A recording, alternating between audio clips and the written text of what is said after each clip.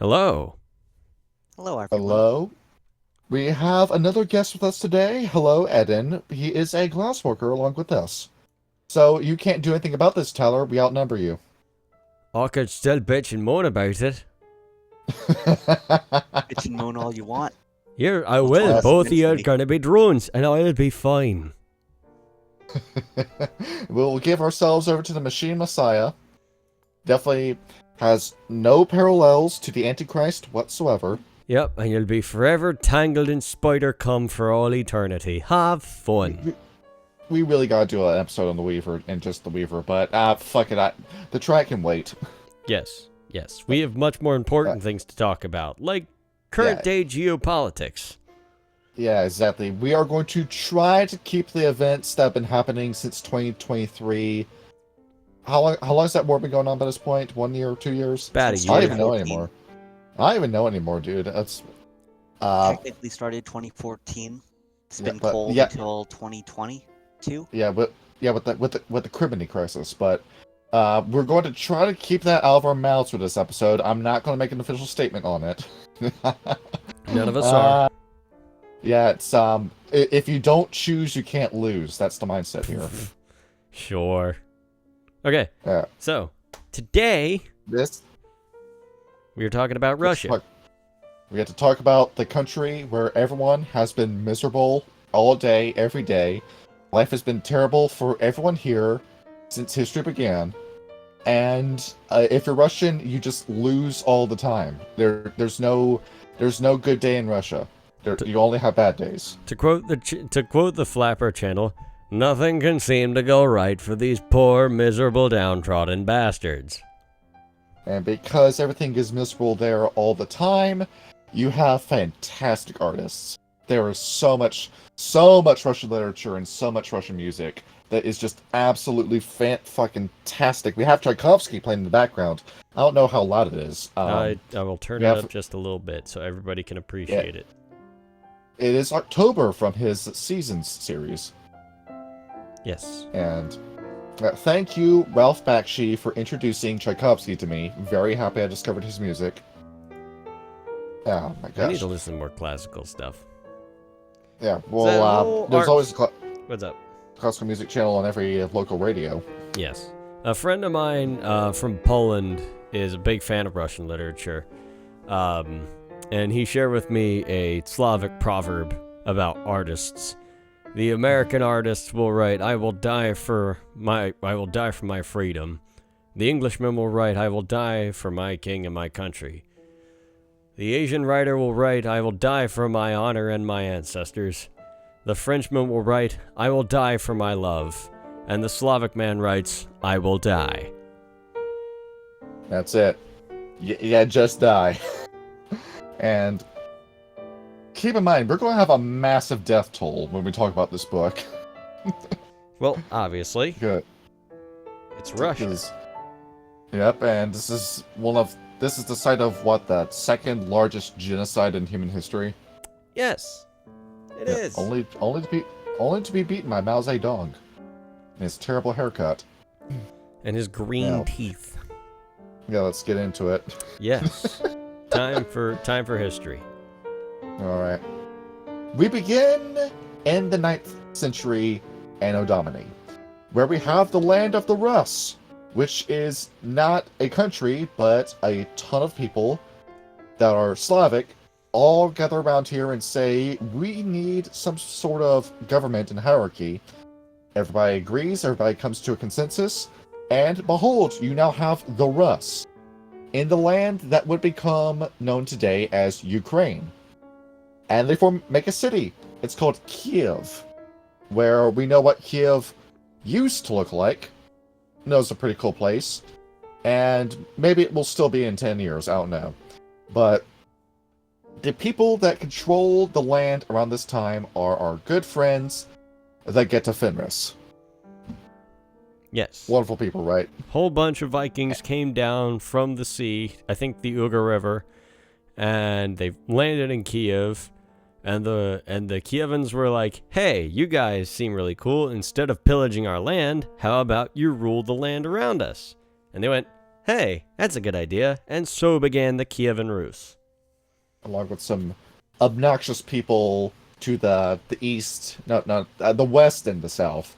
One Byzantine Empire and one Bulgarian Empire. If you want to survive, you have to band together. And what were they around this time? Pretty much just mercenaries. They got hired by the Byzantines to fight the Bulgarians, and vice versa. And pretty much the country was just constantly, country, I say in loose terms, was always experiencing some sort of military conflict at the time. The guy who ruled this place was called Rurik, a Getafenris kinfolk, who was a pretty cool guy, and he was so cool, he caught the attention of the Silverfangs, who thought he was a little too cool, and were thinking, what's the deal with this guy? You're stealing our thunder. The Silverfangs like to say that Russia is their land. It kinda is, it kinda isn't. I mean, it was the Wendigos' land first, until they left it for Canada. And the Actina have a lot of stake in Russia. The Actina in Russia just keep their heads down. And the Shallards are also there, and the Fenris eventually moved in. But, of course, the Silverfangs, masters of facts and logic that they are, claim that Russia is their land and theirs alone. Keep this in mind when we talk about the rest of the history. I can't wait to see how that'll go for them. I'm sure it will be fine. As we have detailed in multiple episodes, the Silverfangs are not good people. Not good people. There are very few good people in the Garo Nation in general. I will not lie to you and say the Fianna are good people, but the Bonars, and that's about it. Got the Bonars, got the Glassworkers on occasion. Eden, what is your formal opinion on the Silverfangs? Don't really have one. Nope. I think they, messed up too much. Based. So, there's only one good guy, that's Jonas Albrecht, but he is not going to be born for many, many, many, many, many years. One could argue, he's good because he's only a half Silverfang. And that's the Rather reason. only inherited half their DNA. That works. There it is. That human DNA diluted their insanity. That's why he's so good. Damn, they need some more Hamid kinfolk. The only good Silverfang's a dead Silverfang. Also based. Alright. Going down the line, we have a man called Vladimir who enters the story. After Rurik dies, Vladimir comes in. He leads the Slavic people and he converts to Christianity. And the Byzantine Empire says, hey, good job doing that, buddy. You want some support? We'll give you some support. But by converting to Christianity, he ended up opening a path for the Ventru to climb in. After all, the Ventru had a massive stake in Byzantium at this time. So, you convert to Christianity, you have this is before the Great Schism, so you start having Catholic churches pop up in the land of the Rus. The ministers of those churches are the Ventru, and they're keeping an eye out for the La Sombra because they know about the plot by this point. So, you've got a lot of vampires pouring into the land of the Rus. Along with that, you catch the attention of the Shadow Lords, because, keep in mind, wherever the Ventru go, a Shadow Lord is right behind them. They love the Ventru, as we have detailed in the Shadow Lords episode. It's almost like they're a bunch of traitorous bastards. Who would have thought? You also catch the attention of one more group, the Dimitri. Wonderful. Good luck. So, yes, thanks to you inviting the Dimitri to just walk right into your land, the Getafenris notice these guys and start fighting them alongside the Shadow Lords, thus beginning the age-old conflict of Shadow Lord versus Dimitri that still has never properly resolved. And eventually, you get the Silverfangs muscling into Vladimir's reign through the Catholic Church, and now you've got a power struggle between the Getafenris and the Silverfangs as to who controls the land of the Rus. And around this time, the two are fine with each other, But this is back when the Kievan Rus had the let's control the world phase. So they're constantly at each other's throats, trying to control the land of the Rus for themselves instead of, I don't know, working together. Fantastic. Yep. Typical Gero behavior. Eventually in Kiev, you have the Vichy come into power. And the Vichy is the town assembly, and he comes over and he says, I think we need to put a little bit more importance in the town. So he goes over and starts building up Kiev, builds it up. But then he thinks, hold on a minute, let's try going to that town over there instead. They go over and they build Novgorod, which is a beautiful city. I've pulled up pictures of this place. It is a lovely city. I'd love to visit this place one day. Oh, hold on. Now, we're going to interrupt this episode just to pull up a picture of Novgorod. Yes, please chuck it at the studio notes or pages or whatever, and I This will throw it up place on the is screen. you want a picture of this place at night? Mm-hmm. All right. Here you go. 3, 2, 1. There it is. Oh, it does look nice, yes. Yeah. Oh, yes. Yes, this does look very pleasant, doesn't it? You can imagine the Surfangs wanting to live here. After all, Yeah, being that nice little palace right up in there. it's like when I went to Czech and they had when I went to Prague and they had the castle there, and the prime minister would live in that castle as his house. That's Or- fucking awesome. Or if it wasn't the prime minister or some other politician, but yeah, just cities that have historical districts like this that preserve the history, they look great. So yes, you start having Novgorod come into the story. Oh man, that Vichy didn't do that good of a job promoting Kiev, did he? That's because that guy was in the pocket of the Glasswalkers. And the Glasswalkers come over and build Novgorod. It's their architecture that does it. And they say, this will be a great city. Around this time, they're known as the Warriors of Men, but we're going to call them Glasswalkers for the story. And they decide, we're going to make this massive town. It's going to have this huge population, and everyone will want to come here for trade. And they didn't quite have the population for that.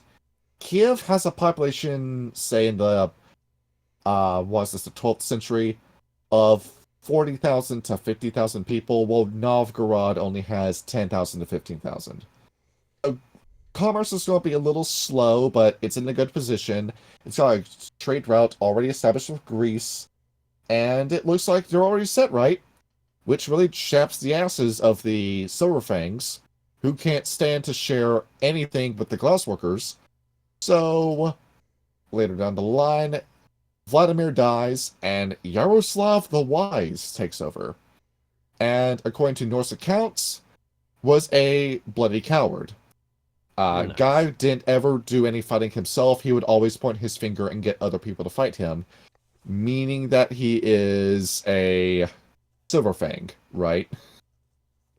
Yeah, that sounds like typical Silverfang, but I don't know. Shadowlords are bad about that too, so. And behold, the Kievan Rus lose Kiev to the Silverfangs, and the Silverfangs start Slavicizing the area. Now, Eden, me and you were talking about this the other day with Russification, but that happened later down the line. But that was specifically for Russian language and culture, where they eliminated all the other ones. I think we see where they got the idea from. Yep. Yeah, because go through Slavification, where if you don't look Slavic, if you don't talk Slavic, we gotta change that. And if you're not going to change it, we're going to throw you in prison, or we're just going to kill you. Long history tradition in Russia. It plays exactly into the hands of the Silverfangs, because we know how quick they are to kill entire groups of people at the drop of a hat. Impergium, War of Rage. Yep. Ring a bells. A little bit. And behold, you now have trademark Silverfang crappy behavior slowly making Kiev a worse and worse place to live until it begins to decline after, thanks to some sort of meddling either on part of the Kievan Rus, the Shadow Lords, or maybe the Dimitri, or maybe it was the Ventru who just didn't like the Silver Fangs. Their trade routes with the Greeks, the Germans, and the Persians are all shattered, resulting in the country the state losing more and more and more money, and then the Byzantine Empire declined. So there goes all of your trade routes, and all the money shrivels up, goes away, and now Novgorod is the only place people want to live. So, behold, Edge goes back to the Glasswalkers. They now control this region again. I feel like that should have been indicative that maybe the Silver Fangs weren't fit to rule like centuries before madness started encroaching on them. It's almost like Luna should have made that deal with the Glasswalkers instead. Yeah, maybe. Yeah. You said something, Ed? Oh no, I was just agreeing. Like, it's below me to say something like that, but they might have been just a little bit better off.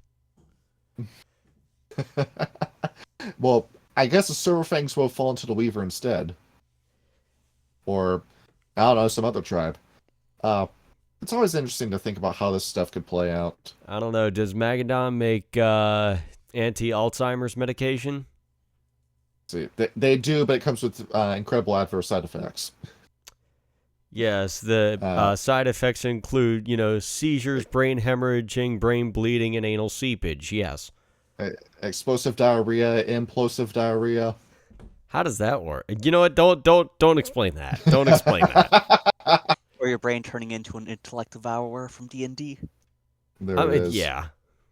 Your brain grows legs and jumps right out of your skull. Alright, what happens next? So, the Glassworkers are in power. And you've got all this money going in and out of Novgorod. And they start forming mercenary businesses alongside their trade businesses. And everything is good. You've got the Orthodox Church. The Great Schism has long since happened by this point. And the Archbishop of Novgorod is the second most important person in the world, next to the head of the Orthodox Church. So there's a lot of power in the hands of the Glassworkers around this time. They call in their friends. They say, Children of Gaia, do you want to be a part of this? The Children of Gaia say, yes, we love you, Glassworkers. Or at least at this time they did. And they say, Black Furies, do you want to be a part of this? Oh, the Black Furies say no. Do you have another friend? Bonars, do you want to be a part of this? And the Bonars look and shrug their shoulders and pick up their handkerchiefs tied up on a stick. Yeah. Yeah, and just walk over to Novgorod and start living there. And all is good except the Surfangs just have to go ruin it from the shadows. Oh, sorry. It's the Shadow Lords that do it this time. To nobody's surprise. The Tatar surprise. Yoke. It is around this time that Moscow begins to form. And the Surfangs are building up Moscow, saying, all right, this is how we're going to do it. We're going to build this place, Moscow. It's going to take everything away from Novgorod, and we will have Russia back in our hands again. But no, the Mongol horde arrives. Whole bunch of Kuei-jin show up on horseback.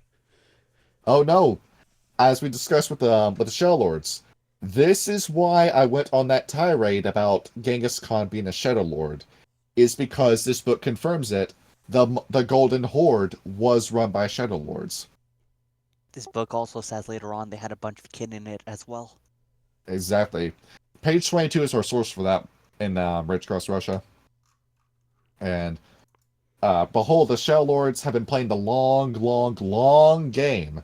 Have been building this massive army off in Asia, and have finally decided they're going to come in and take Asia, Europe for themselves. And much to the jargon of the Surfangs, run right over to Moscow, level the entire city, and then immediately run to Novgorod, but nope. Stalemate. You can't beat the Glasswalkers.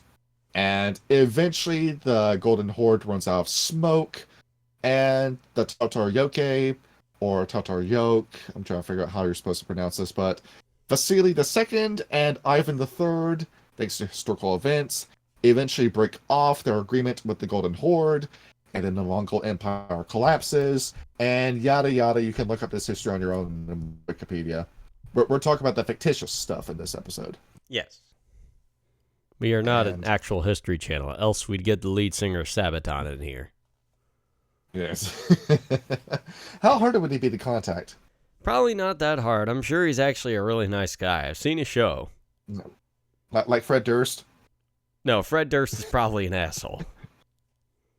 We invite Fred Durst for an episode. I don't know what the hell he'd talk about, but I think it'd be really, really funny. We'll find something. Yeah! All right. So Ivan III says, I am going to marry Sophia Paleologos, who is the niece of the last Byzantine emperor, and in doing so, he decides that he is going to do a little secret reformation. The land of the Russia by this time, is Orthodox. He is a secret Catholic. He had a 4-hour-long phone call with an entity he only referred to as His Holiness. And he said, I am going to undermine the Orthodox Church for you, and Catholicism will reign supreme as it is in West Europe, and everything was going to be great for the Catholic Church. He goes over, and he changes his name from Caesar to Tsar as the leader. And the Geofframists all look at this guy, and they're thinking something's wrong. And the Surfangs, who have Ivan III as their kin, say, no, what's wrong about him? Nothing's wrong about him. Everything's fine. Everything's fine. But as it turns out, Ivan III is a little worm-corrupted, and the Surfangs are hiding it intentionally. They'd rather have a corrupted land under their rulership than no land at all. As we know with the Fianna episode that we did. Yeah. Wonderful people. Wonderful people. And somebody had the sense to have detect worm on, or sense worm on them. Let's see. Who's next? Ivan IV, aka Ivan the Terrible. Where you already remember what he was like.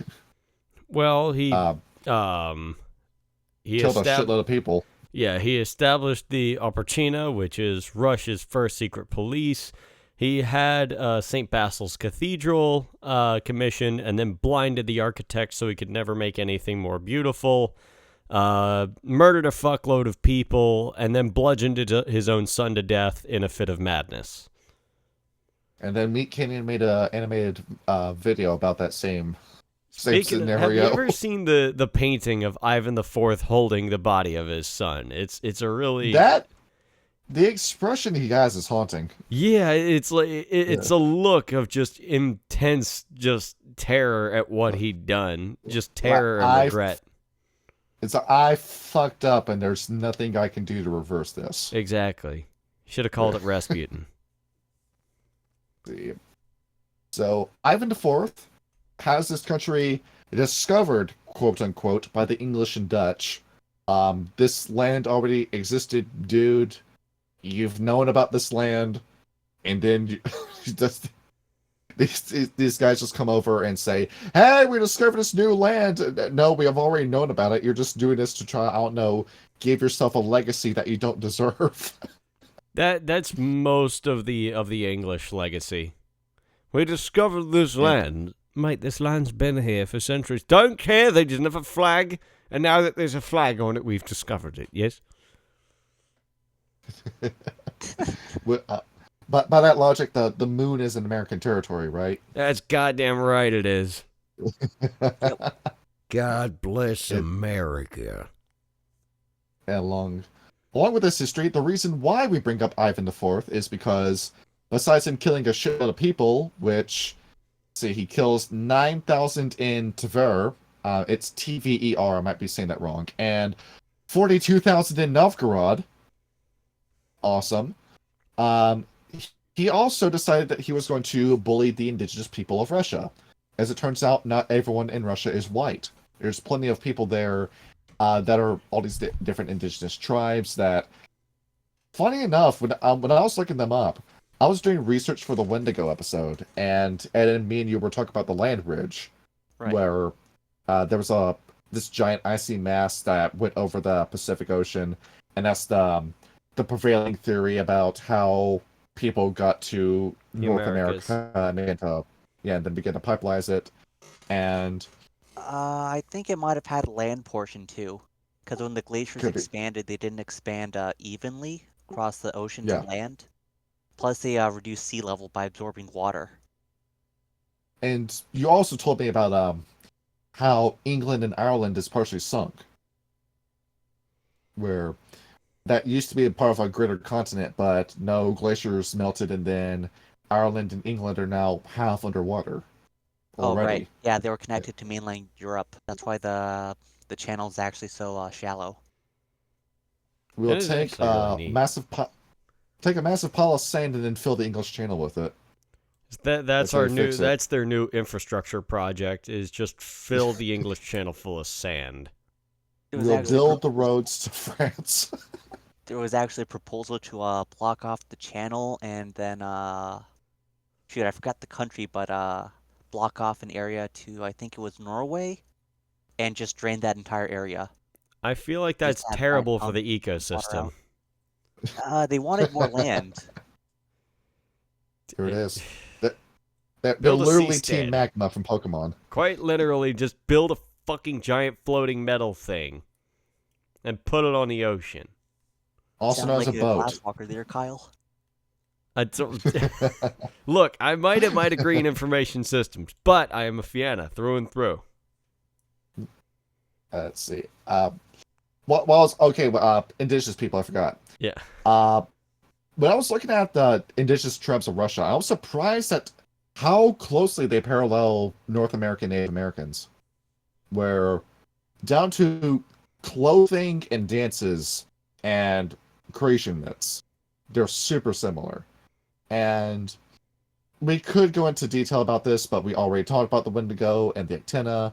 But point being, Ivan the Terrible decides this land is now my land, part of Russia, and starts moving into Siberia, pissing off the Wendigo, Antenna, and Red Talons that live there. And of course, the Red Talons, the cuddliest of all the werewolves. Yes. They start going in, and the Red Talons are saying, "Hey, what are you doing in my territory? I don't want you here." But then they start recognizing the Silverfangs and say, "Oh, never mind. Murder buddy. Everything's cool." That seems very unlikely of the Red Talons, not gonna lie. It's because the Red Talons are one of two tribes that likes the Silverfangs, and it's because the Silverfangs tell them to kill people and then they do it. Yeah, that's true. It's an entire relationship built off the back of genocide. Just like they It's are beautiful. with the Wendigo.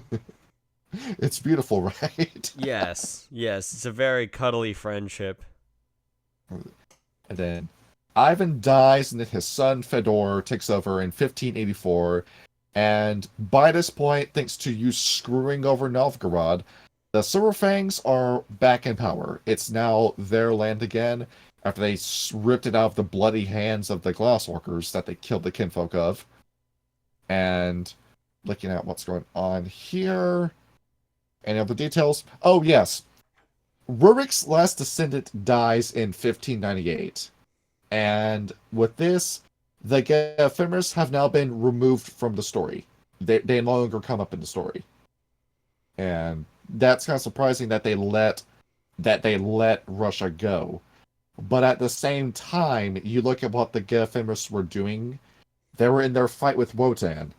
And they had territory in Canada, Iceland, Greenland, France, Scandinavia, which was already theirs, North Africa, and they were starting to form their own empire with the British, using the British as cover so they could go on wars for glory and conquest and get some cairns.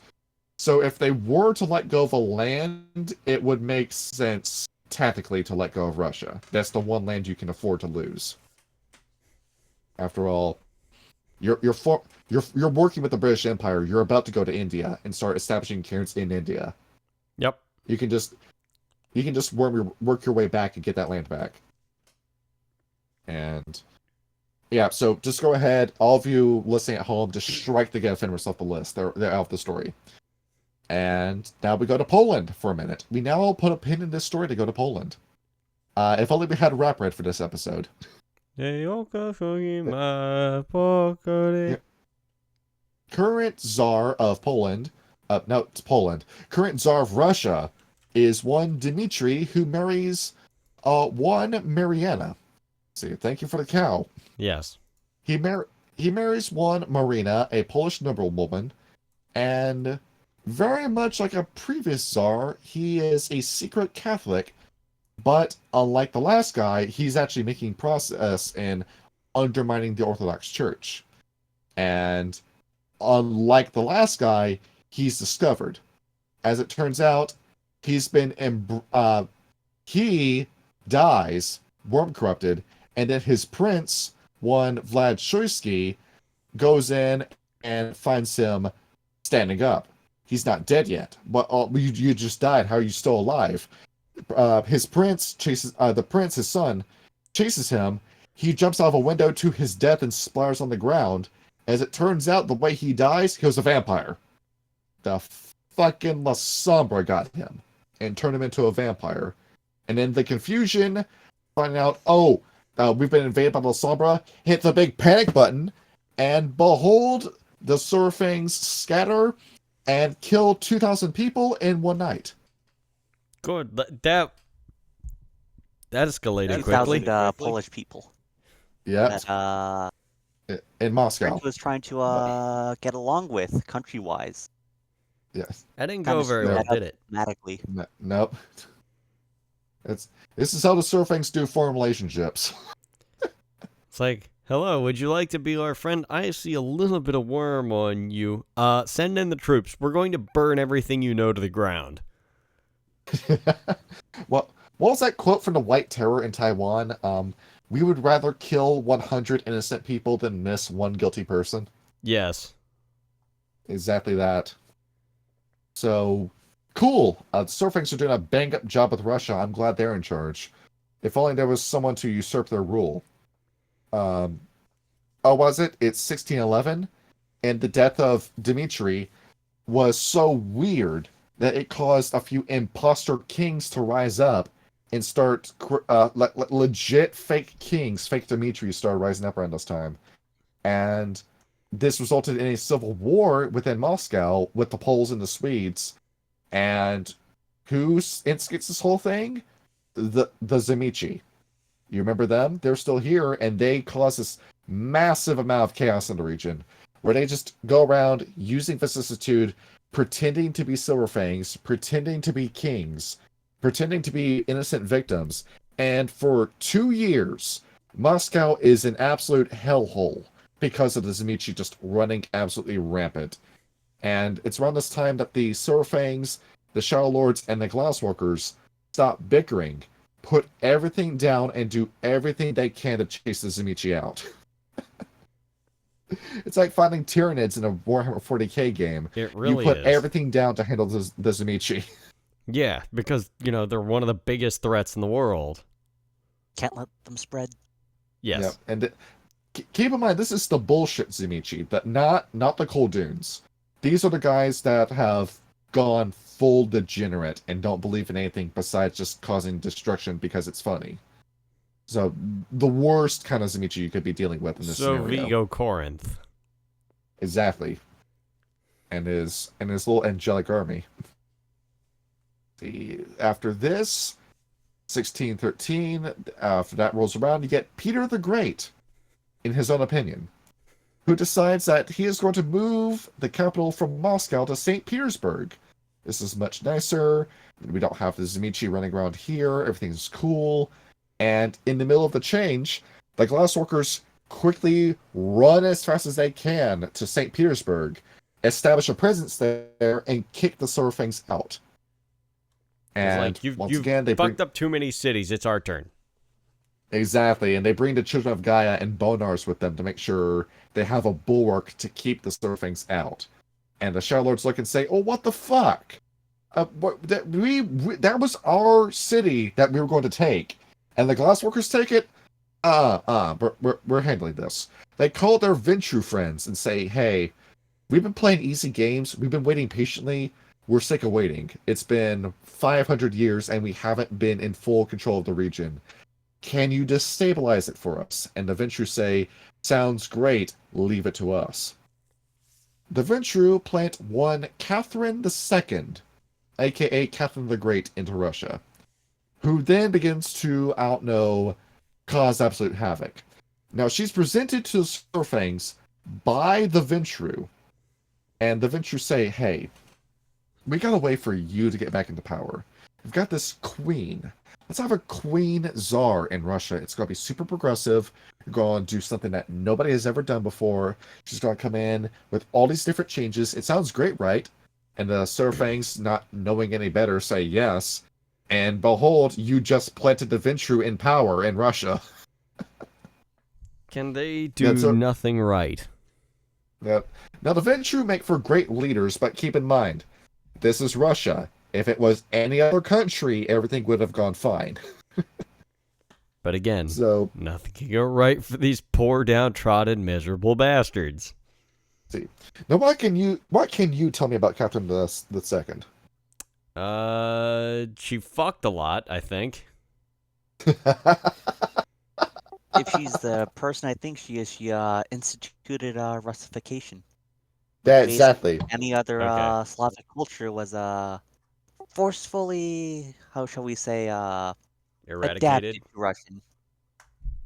And It wasn't eradication at that point. It was more of a heavy-handed encouragement. I see.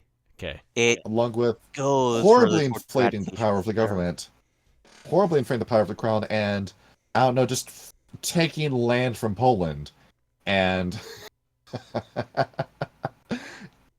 so yeah, Poland. Polish history is fun to get to learn about how many countries have wanted to kill Poland over the course of the since its existence. Bro, really. Poland can never catch a fucking break ever. No. Silver Fangs fucked over the one chance they could by killing the prince. Yeah, exactly. So, behold, you now have the big damn government in Russia around this time. We're getting very close to Lenin, Kyle. This is where life in Russia is beginning to become absolutely unbearable. Good old autocracy. So after Catherine dies, her grandson Alexander I steps in, and the Ventrue say, "Well, hold on, man, he's not supposed to be king. Who is?" And they look over, and behold, the children of Gaia plant Alexander I in power. To everyone's surprise, the children of Gaia take the throne. And they were playing a long game. He comes in and he says, I'm going to do all these reformations. I'm going to make life better for everybody. And then all of those plans are thrown out the window by one Napoleon Bonaparte. It didn't go very well. Le Napoleon has arrived. And he basically said, shit, Napoleon's coming. What do we do? I don't know. Burn down the entire country so he's nothing left to rule over. Yeah, there we go. There's this picture in studio notes. Yes. Well, there we go. You see that Doge Lore video where it's got Mr. Magpie playing in the background with Sheems as Napoleon? I think I have, yes. Exactly. Scorpo did it, right? Yeah, you just hear that song slowly growing in volume in the background as he starts making his way over to Russia. Viva, viva, viva, viva, viva la France. And want to know something really interesting? Tell us. Yes. Napoleon actually did have enough food being sent with his logistic train when he invaded Russia, but apparently tin cans actually turned to dust in the cold winter, so maybe the Wendigo had something to do with that. Really? Exactly. Yeah, they used pure tin in their cans sealed with lead solder. So they evaporated. And more like they turned into dust, crumpled, and couldn't hold their contents. I actually didn't know that. The moral of the story is never invade Russia. That's the moral. Well, yeah.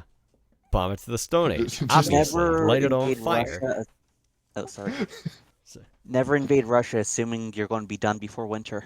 That is the number one mistake people make. Here's what you do. You start on the first day of spring, and then you've got all summer to do it. They say it in Princess Bride. The first thing you should know is never go to a land war with Asia. I mean, we've seen it. We've seen this with Russia. We've seen this with Afghanistan. it's the most treacherous terrain on the planet. You're going to make no progress with it. Yeah, this is Well, why you do everything from the air. well, technically, Russia's an exception. There's the Eurasian steppe and plains, and most of their Yes. population is on there. That's why they were so obsessed with satellite states as a buffer region. hmm You gotta love the steppe. It's just nothing but grass, and that's it. Yep. Gotta love it. Everybody start So, throat behold, singing.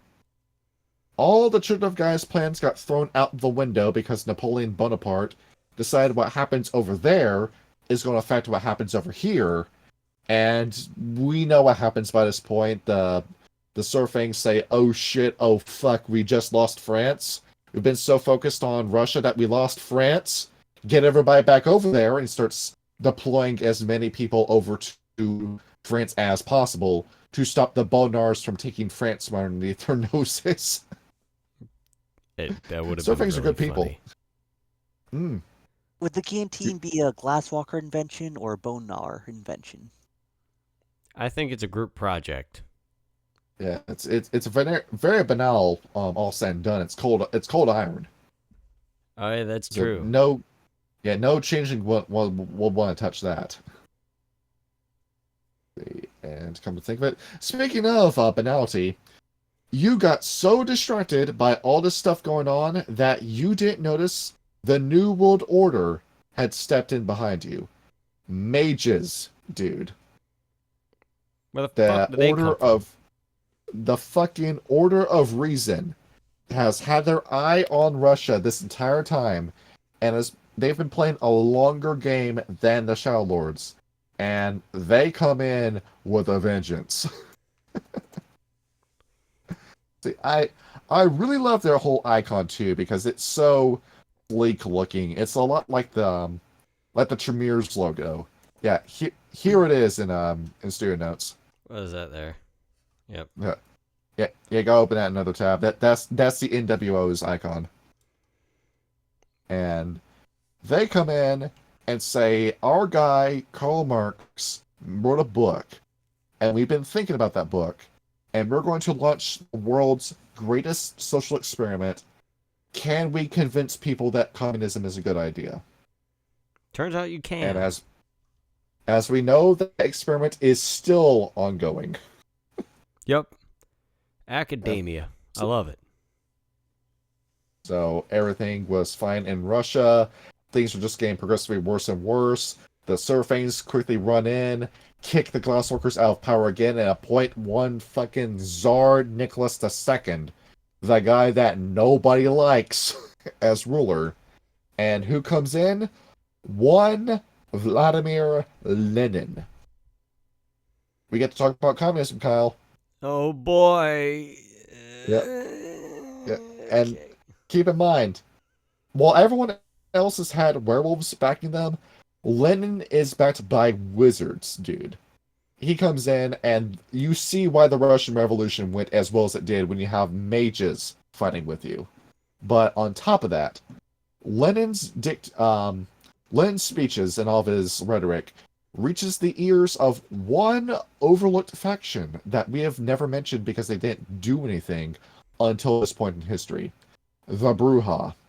Our favorite, dim-witted, easily impressionable, irrational, angry all the time vampires. Except for Ragnar. Wonderful. We love Ragnar. Yeah, he's the exception, not the norm. Yes. So, the Bruja become enthralled with the idea of communism and want to live in a communist Russia. So they start mass embracing Bruja, and they run right into White Russia with the Red Army and cause as much havoc and destruction as possible. It's quicker than the Glassworkers, the Surfangs, or the Shadow Lords can react to. They're looking at this and thinking, what the fuck? The Bruja are doing something. And they're all flabbergasted. They didn't think this claim could accomplish anything, but here they are. And they're all scrambling, trying to figure out what are they supposed to do. And the Surfangs did have a plan. However, we can now introduce Baba Yaga into the story. What picture do you want me to use for her? Do you want me to use the as she's depicted in Smite, or should we do the Don Bluth drawing? Show me both and I'll pick one. Let's see. I don't know. So, Otherwise, I could just play the music video by Slaughter to Prevail. we are not talking about John Wick. Let's see. Yeah, there's the Don Bluth version. I don't know. I think I might like the Smite version better, in all honesty. It might Yep. be more lore accurate. It's for as evil as this character is, yeah. Tell you what, everybody, go and watch the music video for Baba Yaga by Slaughter to Prevail, because it's awesome. Yeah, okay, that's more like it. Yeah, it's a little bit more accurate. Yes. So this is a Nosferatu, better yet, a Niktuku, the old Nosferatu, directly sired by Absimiliard. As it turns out, there's been one even more overlooked group in Russia this entire time, the Nosferatu, who have been playing all their cards close to their chests, have been waiting and waiting and waiting for absolute havoc to break out in Russia. Now's the time to strike. Baba Yaga has been off to the sidelines this entire time. She's been making attempts at taking Russia for herself, but none of her plans ever went anywhere. That changes with Vladimir Lenin. Thanks to the Russian Red Army, she reawakens from torpor after all the Brujas start dying, causing the psychic screams that will wake up elders sometimes. And she looks over, sees this going on, and the fun thing with Baba Yaga, she's made a direct pact with the worm. She's not just a vampire, she's a full-on Malfian mage. A Ret 5. Oh, good luck. And what she do, she casts a spell that summons, yeah, if I have the number right, 8 dragons from the earth. The Zhmei. Spelled Z-M-E-Y. Rapperhead has told me I'm pronouncing this word wrong. I'm just going to keep saying it anyway like this, the Zhmei. Did you say Y or I? It's either or. I've seen it both ways. Okay. Well, you're pulling up the pronunciation? No, I was just wondering why you said Y instead of I. Oh, my man! I thought my And- man was like fucking. I thought my man was like fucking pulling up Google Translate. Yes. Would you like to know what the Zhmei look like? Yes, please. See, I'm pulling up. There's a woodcut as to what they look like.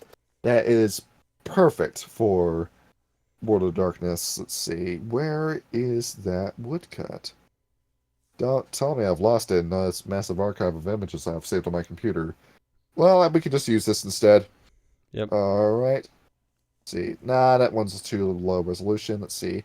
Kyle, you're going to have to zoom in on this one. All right, we'll do what we can. Here's your woodcut, by the way. Yep. Big damn dragon down the south. And to give you a better description, besides the woodcut, these guys are very, very, very long snakes with dragon heads. That's what they are. They're kind of scary looking. Like, even this guy it's more like the dragon. He's look at it and like, "Hey kid, you want to buy some Malfian magic?" And he's like, "Oh no, thank you. I'm a Christian. Yes." Would you like to see something dark and mystical? No. Buy my apples. Have you checked out my apples? Buy my apples. No, I don't need your apples. No. Have you seen my owls? Check out my cool owls. Take that chip, put it in a bottle. And with these dragons, I think I've told you before about one Gregornis Deathwing. I think you have, but because it was Warhammer, I probably tuned it out. So, here, I spelled his name wrong. Yeah, Gregornis Deathwing. Let me pull up this portrait again, because his image, his headshot is just so badass in the story. This is what he looks like. Man been using some There it is. obfuscate. Yeah, there he is. Or, Completely covered in shadows. He looks sick as hell, dude. yeah, a little And bit. To give you a reference as to what some of his siblings look like, Rustarian looks like this. All right, so This that little just picture of looks him. cool. And then Shazir looks like this. Rostarian looks like he can't even rest his head because his teeth would prop him up. He is. I mean, the worm goes for form over function. So, yeah, big damn snake dragons appear. And the Bruja War needs to be put on pause because the Shadow Lords look over, sees big damn snakes come out of the earth, and that's the worm that we fight the worm wherever it breeds, wherever it dwells. The Bruja can wait. They all turn around, immediately run out into the wilderness to fight the Zhmei, which is a war that would go on for 100 years. As it turns out, the Zhmei are just that powerful. They need to hire mercenaries from the Fenris and the Black Furies just to enter stalemates with the Zhmei. They're that strong. And Baba Yaga, the entire time, is sitting off in the distance, laughing her ass off the entire time, while she raises a great and powerful demon army. By demons, we're referring to Fomori. So she can slowly start moving across from the Russian countryside all the way over to St. Petersburg and Moscow, where she will incite the apocalypse, which attracts the attention of your favorite werewolf clan, the Black Spiral Dancers. Oh, good lord. If one thing wasn't bad enough already, the Shadow Lords look over, see the BSDs, immediately lock eyes with them and start dueling them in the streets of Russia. And what the Glassworkers, Children of Gaia, and Bonar's doing, they're doing everything they can just to save the people from the crossfire. They're creating shelters, sanctuary cities, creating wards to get the worm out of town, and doing whatever they can to try to save the civilians, but it's too late. The Red Army has already reached the castle. The Tsars are dead. Anastasia may or may not be dead. And one Joseph Stalin takes control. And everything just got worse for everyone forever. Yep. Wonderful. You know what's not happening? Not enough people are dying. I should probably starve half the country to death again. You should do that. You should go into World War II, where the book actually goes into a small rant about this. Where can I interject real quick before we get to World War II? Good. Yeah, come in. In the aftermath of World War I, Russia was pardon my language, cluster F. There was at least 4 different armies with 4 different allegiances, multiple expeditionary forces from other nations inside, and they were all duking it out. So it was absolute chaos during that entire time. Some of them would just follow rail lines, blowing shit up as they went. That kind of stuff. And it was just absolute chaos and anarchy. And then the Red Army just sweeps in. Some of the expeditionary forces just back out. Others are just wiped out. The Red Army takes their gear and just starts steamrolling with critical mass from there. The Red Army became a chaos cleanup crew. And you look over, and it really is just walking in and saying, "Oh, we're ready for mouth-watering Vanguard Party rule." I thought we were having a communist regime. No, it's Vanguard Party rule. It's a regional dialect. Yes, and you call that Vanguard Party rule despite the fact it is obviously bourgeoisie dictatorship. I mean, it always turns into that, doesn't it? Because they could actually read the book, unlike everyone else in the country. And then a counter-revolution of the most left-leaning socialist Russians in the world rise up, and you squash it. Yep. I don't think Joseph Stalin was a real communist. Well, no, obviously not. I mean, well, he had solidified a number of the policies and then, used them to his benefit. Well, I bring up our Russian friend Fox every now and then, who gives me a few books for World of Darkness, and I've told you that he likes Stalin. Yeah, I don't know why, but he does. I keep thinking like, dog, why aren't we talking about Lenin instead? Because I don't know. yes, you can say that Russia was at its strongest in terms of military power while Stalin was in charge. In terms of, I don't know, Quality of life. yeah, yeah. Like I said, Probably some of the worst. yes. So, yeah, you gotta love it. So when World War II rolls around, that clusterfuckery had already killed a lot of people, but it gets even worse come the Great Patriotic War, as Joseph Stalin liked to spin it. He was so patriotic that he got in bed with the Nazis, planned on invading Poland with Nazi Germany, only for Nazi Germany to do the plan without them, screwed them out of Poland, and that's the only reason why they went to war with Nazi Germany. Well, I Was mean, because they Hitler had screwed. already planned in advance to like invade Stalin after he wanted Yep. he wanted to defeat Great Britain first, but Britain just wouldn't give up, and so he got impatient and declared Operation Barbarossa before he actually finished dealing with the rest of the Allied powers.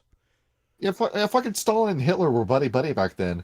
It wasn't Actually, until they actually what? hated each other. It was a non-aggression pact. They both planned on murdering each other afterwards. Hitler Yes. just Exactly. died early. There's like a political So- comic from of the time where like Hitler and Stalin are bowing to each other over the dead body of Poland, and Hitler goes, "You bastard, you fucking murderer," something like that. That's basically the relationship. You gotta love it. Yep. So yeah, but the two best countries in the world at the time finally start fighting after, I don't know, you just let Nazi Germany occupy Stalingrad, formerly known as St. Petersburg, for 4 years. So that war begins, and you start seeing the rapid industrialization. Well, they already had the big damn industrial revolution under Joseph Stalin, but now you get to see it on a scale Monumental we've never seen before. Yeah, monumental scale. Was it the most I got in the PPSH? Yes. The Yeah, most of them sheer are. amount of models of those guns that were made.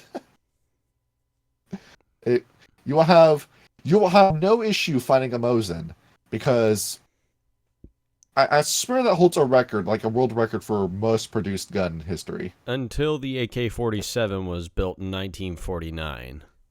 Actually, Exactly, it and was then the AKM that's the most produced. That's true. they sold those guns to everyone in the Middle East and Africa who are still using them. Hey, if it Built ain't a broke. gun. You built a gun, you built it right. Yep. And As the Russians put it, rifle is fine.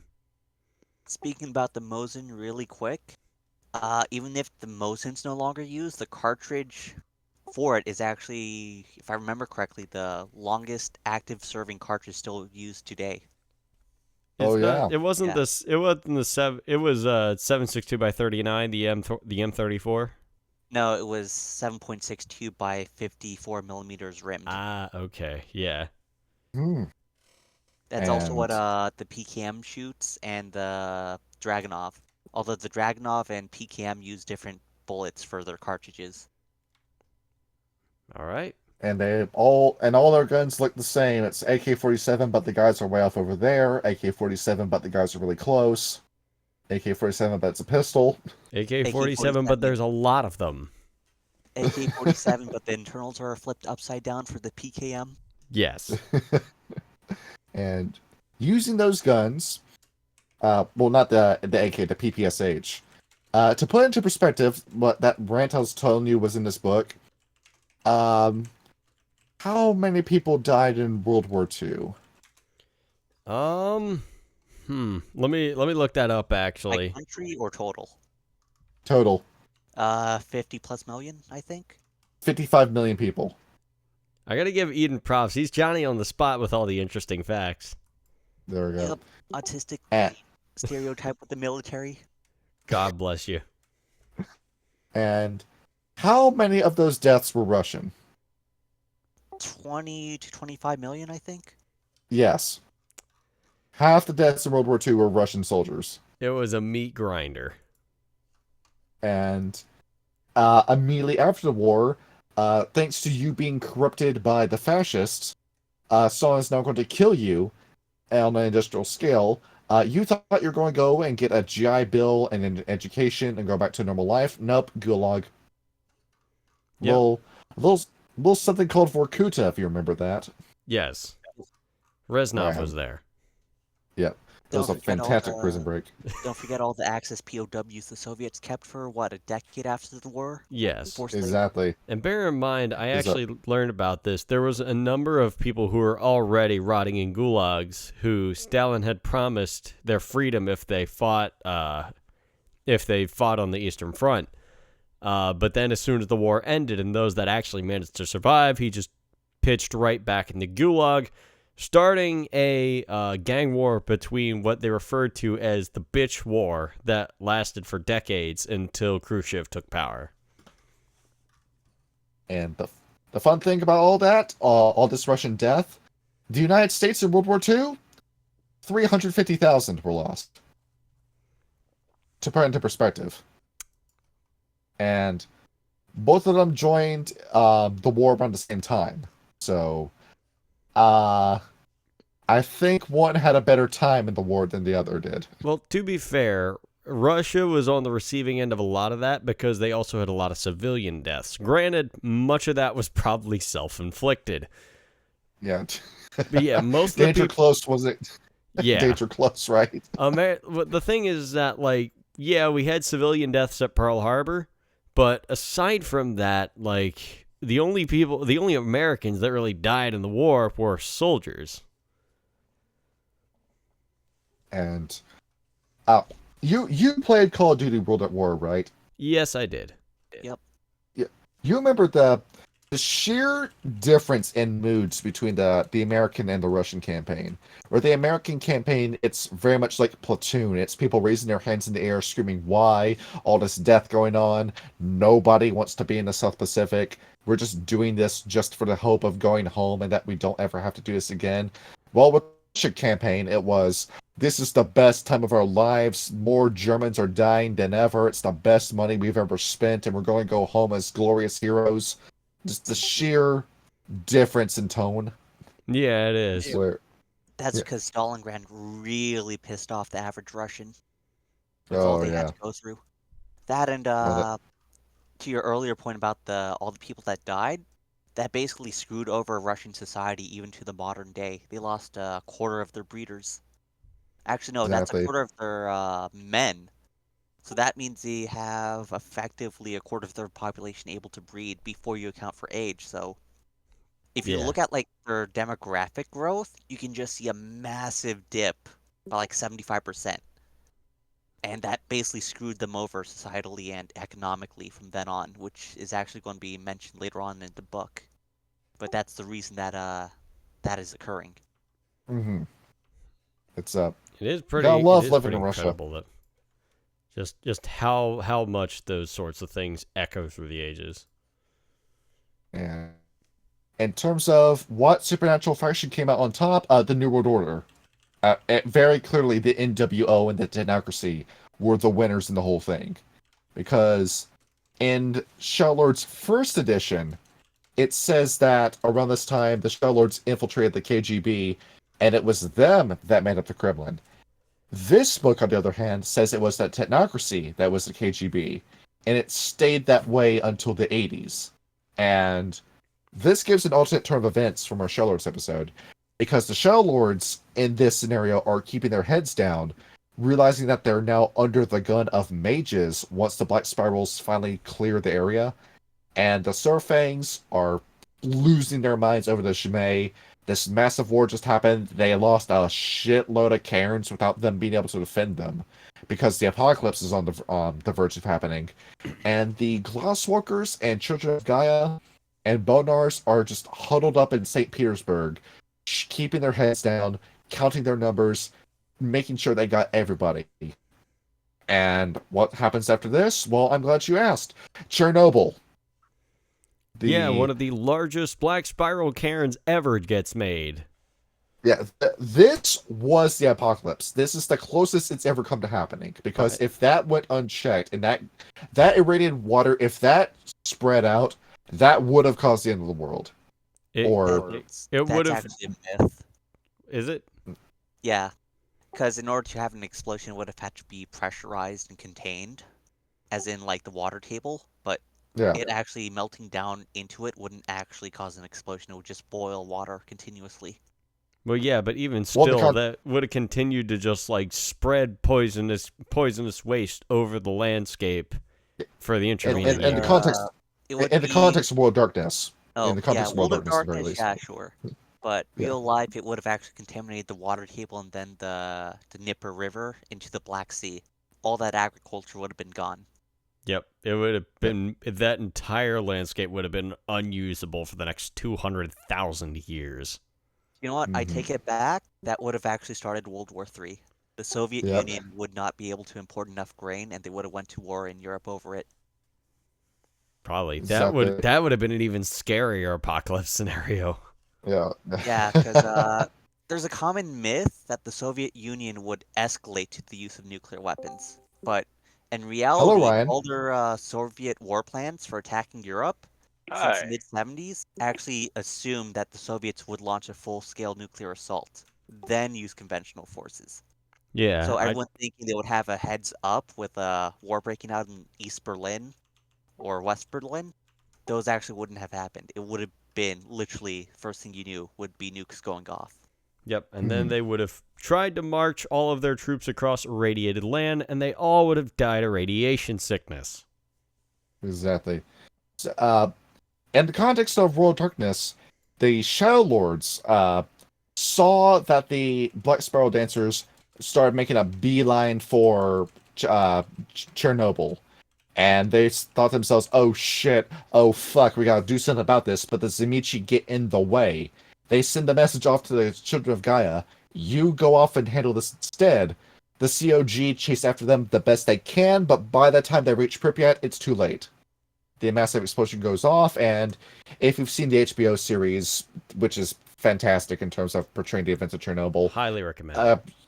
Yeah, you know what happened. Yes. Yep. Yuri Dyatlov is a bastard. Was it? His name was Valery Legasov. Yes, Valery Legasov headed the cleanup effort and saved untold millions of lives in the process. And every child of Gaia that ran off to try to save all the people there walked away knowing that they would only have 4 years to live, at most. Yep. And like they were on the roof. And as it turns out, who lived in Pripyat around this time? The Red Talons, who are pissed as hell about that explosion that just went off right next to them. And the Children of Gaia explained to them, oh, you have 4 years to live because of radiation sickness. In response, the Red Talons genocide the Children of Gaia. Jesus. What Well, the? not only that, it was nuclear testing as well. Yeah. To be fair, you though.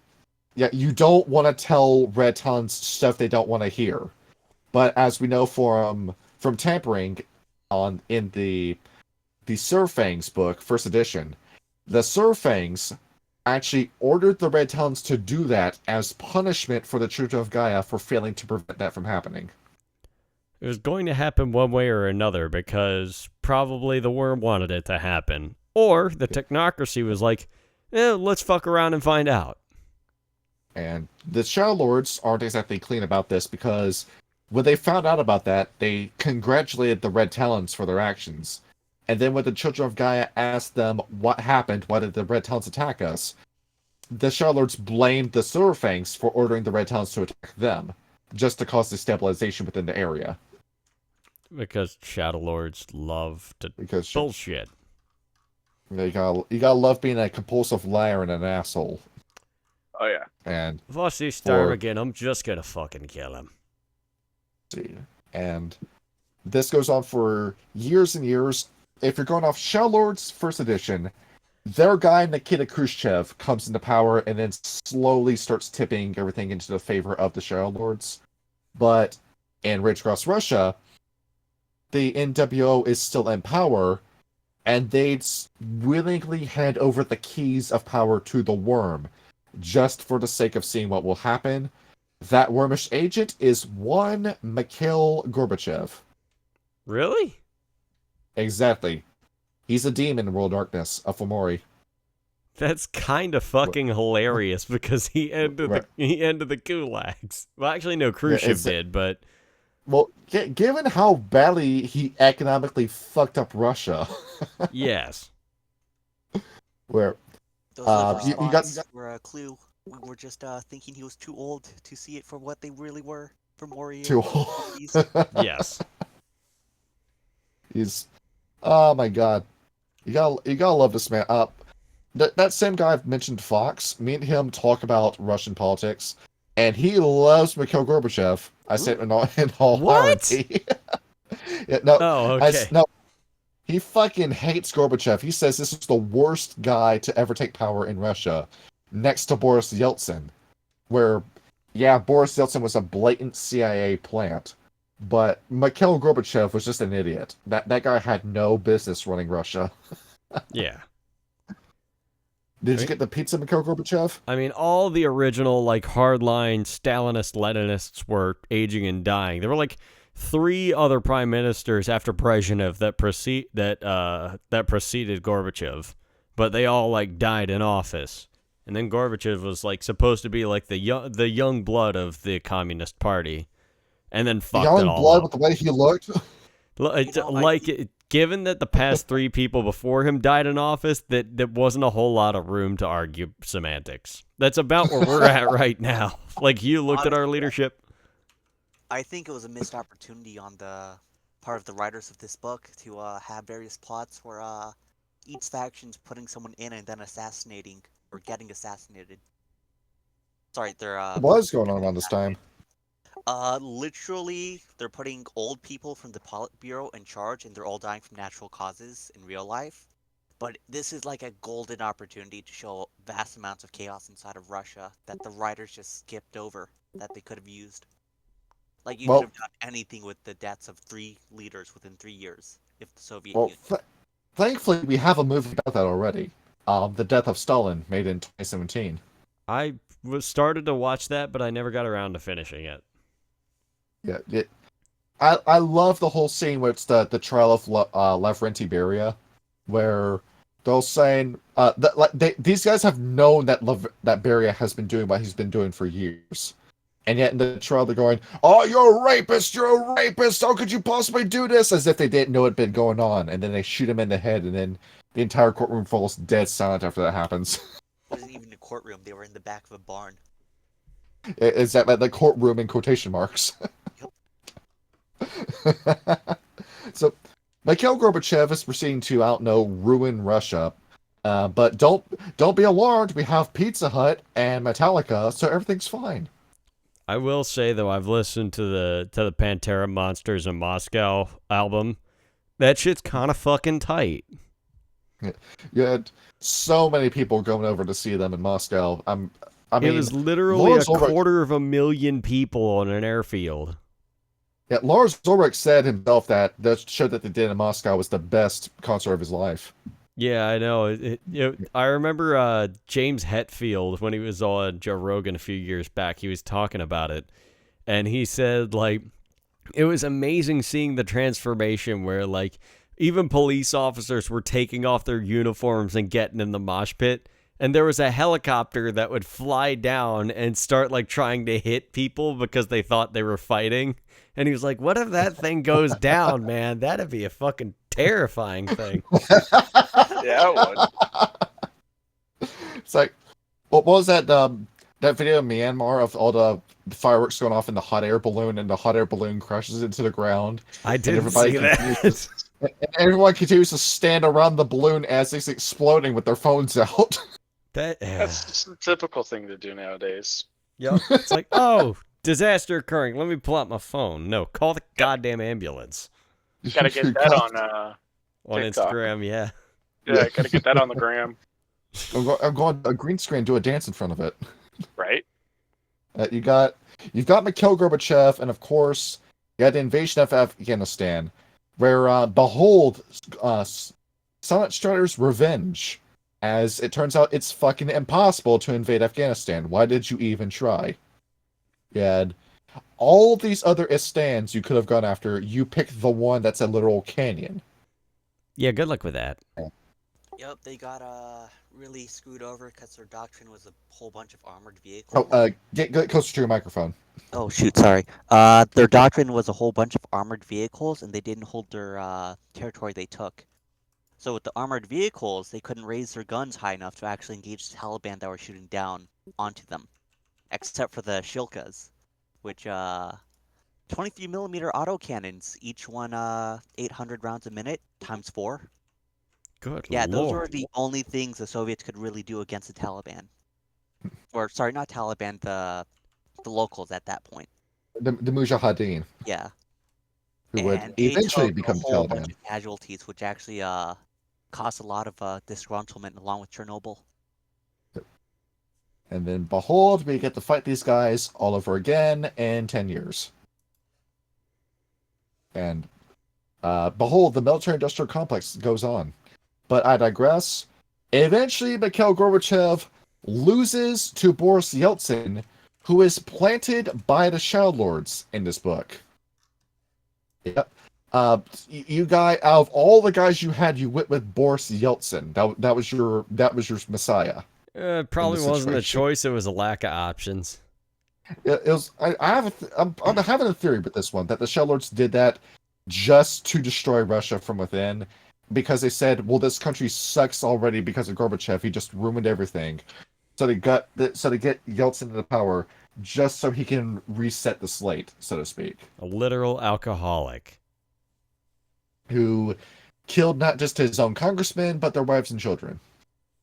Yes. And But hey, he And- came to America and saw we had powdered Kool-Aid. there we go. And there. That's a real fact, by the way. Like, if he was an ambassador to America, and he went, I think, to a Kroger supermarket and like just looked around. He said, "Wow." Yeah, he was I like, can point to that- "You people actually have food? What the fuck?" I think it was There- quoted as saying on the plane ride back to Moscow, he's like, "If the people of Russia saw what I had seen, they would rebel." And so we decided that, well, I'll just do a rebellion for you. Basically, yes. And there you go. The USSR collapsed, the Iron Curtain goes down. But you may be wondering, hold on a minute, what happened about the Shmei? Well, the Surfangs, after the Iron Curtain fell, said, now that that's gone, we're going to call in as many people as possible. We're done fighting these dragons. We're going to get this war done tonight. And by tonight, we mean 9 years. But, hey, they're starting to make progress. They managed to kill 2 of the dragons, Gorgornis Deathwing being one of them that dies. And as they're going, it's 1999, the Red Star is about to rise to the sky, they're making a beeline for Baba Yaga, they're finally about to get this bitch after how many years they've been chasing after her, only to find that she's already dead, and Vasilisa, another Niktuku, got to the kill before they could. That's just kind of Great. funny. Yep, that 90 years of 100 years of war gone up in smoke. Where it's not even the werewolves don't even get to fight Baba Yaga. It's vampires in a vampire campaign that do it instead. That's just funny at this point. Yeah. So there you go. The Camarilla doing what the werewolf nation fails to do. That's probably why the it's Shadow Lords have started to make dealings with them. Exactly, because shortly afterwards, the Shadow Lords sent a representative to Vasilisa and made a non-aggression pact with the Niktuku, thus forming the masks that you see in Shadow Lords First Edition. That's what they are. Yep. Those are Shadow Lords that not only directly work with the Camarilla, but with the Niktuku as well. They know about Absimilitude. They know about him. Yep. And not only is he awake, but he is pissed, and he is trying to cause Gehenna. But here's the thing. If the Shadow Lords can control Absimilitude's actions and get a controlled apocalypse, they can come out on top in a future post-apocalyptic scenario. Hence what the the end goal of the masks as a camp. Right. Yeah, That's going to go what it so is. well. Which camp of the Shadow Lords was responsible in the Korax book for performing eugenic experiments on the Bonars in Moldova? Lords of the Summit. That makes sense. And where does Russians stand today? The Surfangs turned around and noticed that all of their care have been taken except for the very special ones. And it's the Shadow Lords who took them. And the Shadow Lords look at them with this big shit-eating grin and say, guess what? Fighters, keepers, losers weep. Fuck you. We finally got one up on you after 1,100 years of rivalry. We finally took your country out from underneath you. And all it took was Baba Yaga to make it possible. But besides that, you do have decent populations of Glasswalkers. Children of Gaia only exist in St. Petersburg by this point. Red Talons and Wendigo and Actena populate the rural regions. And the Gaia Fenris decide they finally need to make a comeback to Russia. And that's what we're looking like in Russia today. As for one guy whose initials are VP, I'm not going to say anything about him politically, but I do have reason to believe that the guy is either a Shadow Lord or a Shadow Lord kinfolk. Given that, I don't know, he rises to power shortly after Boris Yeltsin leaves, and that he's a former KGB, where as of 1986, there were members of the Shadow Lords within the KGB. So it kind of checks out as to him having connections to the Shadow Lords, but that's where I'm going to leave that thought. Bear in mind, this man in question spent most of his time in the KGB in West Germany trying to train neo-Nazi groups in order to attack federal German emplacements. He also has the wild big dick energy. Did you see that interview where a reporter's trying to hand him a stack of papers, and he just looks him dead in the eyes, points at the table, and then the reporter sheepishly puts down the paper and pulls his arm back? I did not see that, but it good lord. You know who we're talking about. Yeah. Yeah. Not only is he the longest reigning Russian dictator in Russian history, but also the one with the highest testosterone levels. I mean, yeah, KGB training does that. And I would explain the hairline too. Yes. Yeah. Anyway. Well, I'm so excited for an election in Russia. I wonder who's on the ballot this year. Oh, it's the same one person there is every year. But this year will be different, I promise. This year, the candidate will live to see election season. Yep. Should I put up this Wolves and Cosmonauts thing yet? Yeah, go ahead. This has no other real spot in the book. It's just sandwiched in between the Mikhail Gorbachev section. So what's on screen right now is the funniest entry in any World of Darkness book. Yes. Shall I? Or would you like to? Read the whole thing out verbatim. Wolves and Cosmonauts. On March 18th, 1965, Vostok 2 launched into space, showing the world humanity's first spacewalk. On March 19th, Vostok 2 returned to Earth with its crew, Alexei Leonov, and Pavel Belyayev. The cosmonauts fell into the Ural Mountains when their re-entry rockets failed. They landed 1,000 miles off target and were stranded in the deep snow for a day and a night before recovery craft found them. During this time, they were threatened by wolves, who were apparently kept back only by the feeble fire the crew started in their craft. The wolves that found them were actually lupines. A pack of red talons found the capsule and debated fiercely over whether to kill the humans. Finally, one faction won out. The red talons thought it was a poor idea to attack the humans trying to leave the planet. That's just funny. That's great. Aside from being funny, there's one thing I've noticed with this book. What's that? And look at the term lupines. It's like multiple people all decided to write sections and then just cobble them together in the book. Yeah. A little Like bit, if you yeah. go to the Get a Fenris section, look at their opinion of the Glasswalkers, for example. They aren't referring. They refer to the Glasswalkers, But then they refer to the Glasswalkers as us. There we go. It's like I said, there were multiple fingers in the pie when it came to White Wolf, which is where you get all these inconsistencies from. They're werewolves, we're werewolves. Of course, it's us. Yeah. And Almost makes you think the speaker's like one of those cross-tribal spies that was mentioned earlier in the book. They're all Exactly. Shadow Lords. The only thing I thought that was even funnier than this was the tribe stereotypes for the Red Talon section. oh yeah, those make a comeback in this book, where Yes. every tribe has a stereotype section in this book again. And now we get a little Russian skin on top of that. But first, let's talk about the Cairns. Now, Eden and Ryan, I sent these pages to both of you. Yeah. So, Ryan, if you want to quickly shoot through what the Cairns are, don't go too in detail about the actual mechanics behind them, like Cairn ratings or anything like that. Just say what it is, where it is, and who's in it. All right. So we're gonna start off with the Blood of the Sea Sept. It's a level 4. It's the wild type. Black Furies mainly are the main structure, but it's open to others by invitation, which is strangely. Yeah, strangely nice for the Black Furies. Yeah. Next would be the Sept of the People's Will. Oh, I should have going back. The Cairn is located in the unpopular region of the eastern shore of the Black Sea. Mhm. Sea Sept. The Sept of the People's Will is located in Gorky Park in Moscow. It's a level 3.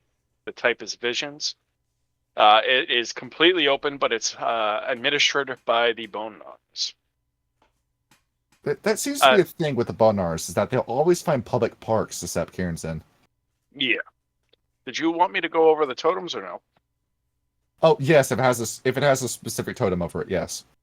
Oh, okay. So the Sea Sept, it looks like I have it here. Pegasus and various spirits. Obvious. That one. The Bonars, shit, right there. I'm looking at it. It looks like it is. It looks like there's one spirit, but the City people Father. call it Marks. Oh, City Father. Yes. Yeah, it's another City Father. Yeah. The White Sea Sept. The White Sea Sept is located on the shore of the White Sea, some distance from the city of Archangel. It's a level 2. Its type is Stamina. The tribal structure is the Children of Gaia, but it's also open to Glasswalkers and Bone Gnars. Unicorn is the totem of this one, but I'm assuming there's other spirits in there as well. Yeah, given that you got some Weaver in there. But yeah. Need a little bit. So, going on to the Sept of Fafnir's Brood. I wonder whose Cairn this is. All right. It's a cove on the Baltic Sea near Petersburg or Leningrad, level 3. The type is Rage, and as you guys can guess, it's the Geta Fenris. But our other Geru are grudgingly allowed entrance. Understandable. Yeah, as long as they're good at killing shit. Exactly. They are no listed. Gorman's. No, there's no listed totem. I think it is Fenris. Is it Fenris? Oh, Yeah, yeah, right there. Yeah. I just didn't see it. Yeah. The Sept of the Learning Hall is located in the Moscow University in Moscow. It's a level 2 wisdom type. It is jealously guarded by the Glasswalkers, and the totem is the Scholar. Moving on. Funky looking name. Yeah, I want to pronounce it, but I know I'm gonna butcher it. Butcher it. Was it Uchitiel? Ukshitiel. Yeah, that's exactly what I was gonna say. Definitely not Okhitiel. Try and find the stats. What was that? Oh, the totem stats. Yeah, I'm trying to find the stats. All right, keep going. Moving on to Winter Forest. It is located a glade deep in the forests of northern Siberia. It's a level 4. Its type is fertility. This is a red talon cairn. Only lupus Garo are allowed to enter. Other Garo often find it dangerous to approach. You don't say. This one is led by a stag totem. And yeah, just and Pegasus. Odd that stag leads them. Pegasus also as well. Yeah, Pegasus has been seen. That's really strange for a red talon Karen, given that's a Fianna totem. Because it's too damn cold for Griffin to live there. Right. he's a guy who's built for Europe. He's not ready for the icy Asian Siberian fields. I mean, who the hell wants to live here? Probably commission Stag to do it. Yeah, just go ahead. I will pay you this much money to go over and run the red talents for me. I ain't touching that.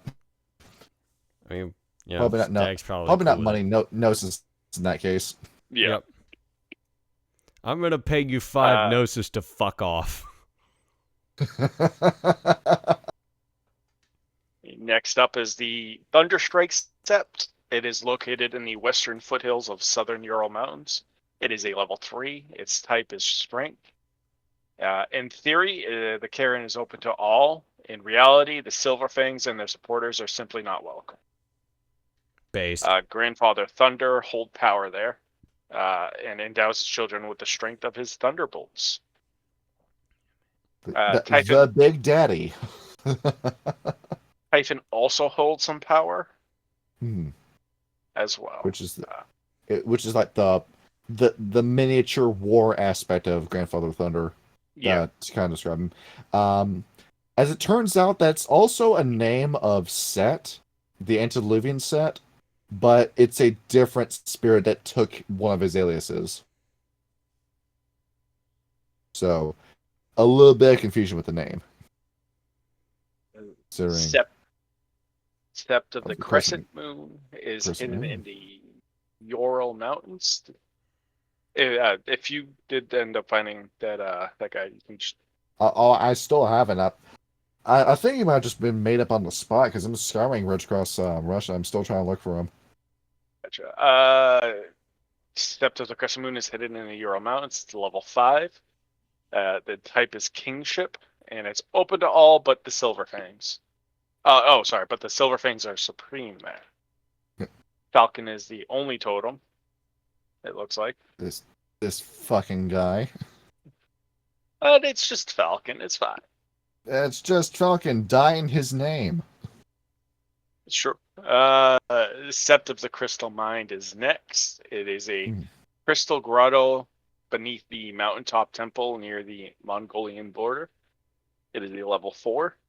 Enigma and Wisdom is the type. Sorry, Enigmas and Wisdom is the type. The Sept is controlled by stargazers, but they will allow anyone provided the visitor is honestly seeking inner wisdom. Definitely not Grim. It'll be smart to come in here. You're not wrong. I mean, Freya could probably, get him in. Chimera is the totem. Is the founder of the Sept. Yeah. The four gods, so to speak: Suzaku, Byaku, Seryu, and Ginbu.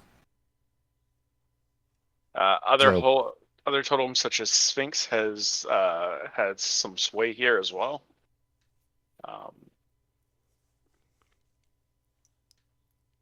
And Unicorn has been drawn to this as well. Well, this is the second. Stag and Unicorn have got some skin in the game in Russia. Oh yeah, they do. Spirit Stone, Sept of the Spirit Stone, is a small Yakur village located in the taiga of Siberia. Yes. It is a level 3. The type is Gnosis. And the Uktena ward this. It is closed to everyone but Stargazers. Stargazer behavior.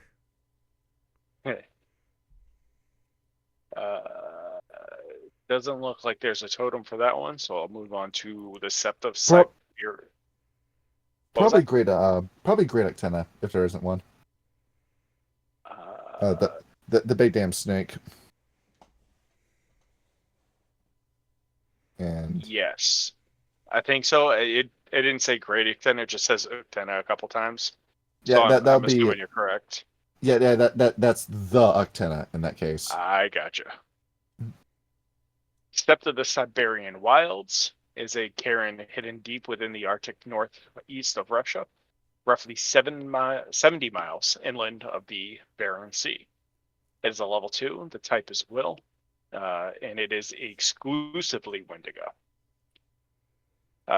Wendigo has made its presence known here to protect the children. It did not lead its children here, though. This spirit will give them all blessings if it can. He is wondering, why have you not picked up your bags and moved to Canada already? Right. We're trying to make a nation here. Yep. Or at least the snowy parts of the snowy tundra of Russia. Else, That looks like it was the last of those. it is, and the artwork in this book is fantastic, by the way. Oh yeah, Yeah. I was getting distracted while reading. Yeah. Just looking at It's just- that. Yeah, Yeah, post them in the chat so I can show everybody.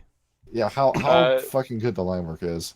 There should be some. He posted it.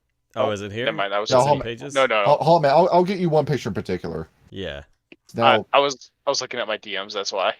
yeah, there is some busy, a lot of busy line work in this picture, but let me just go ahead and let me just drop this in studio notes. Take this one for example. Holy shit, look at that. Yeah. The Yeah. fuck is that? Yeah, it's the Freakazoid. It's going to eat your face in the water. Oh, is it attacking a Garo, or what the hell is that? The Garo is attacking him, but it's a little bit hard to figure out what you're attacking it while it's submerged in water. Yeah, that is Sure. fucking wild though. Look at that. I think I see an Now- eyeball in Jaws. Yeah, and hair. Yeah, I Yeah. do see that. Yeah, it is Yeah, busy, but like it I see looks. a claw. Yeah, I see. There's one coming out of there. The lead artist for this book is one Jeff Repner, and I hope and pray that he is still alive and accepting commissions. You're gonna have him do the Galliard group. I would love to spend money on this guy. I will Would he pitch I it. also love- technically uh, at least be 50 by now? He would be in the COVID risk group, so he might have actually died during the pandemic.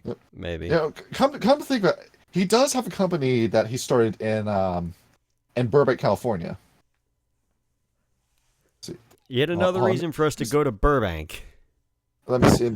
Yeah. Hi, I found his website. I found it. Now he hasn't updated this site in a while, but his Twitter page has been updated recently. Okay. I posted in studio pages. There it is. Hyena so- Gallery. Oh yeah. If not him, then probably one of his students. Yep. Dark But- art, lowbrow, underground, outsider art. Who Where- invaded the Texas Chuck? Weird. Okay. This is right up my alley in terms of art style. Yeah, it's pretty fucking incredible. I'm wondering how he doesn't have any. Oh, it's probably copyrighted. That's why it's not in here. Like, I'd love to see some of his World of Darkness art here. World of Darkness pictures. Well, thankfully they're all in these books and they're all fantastic. Yes. But yeah, that phone number, I've yet to call that.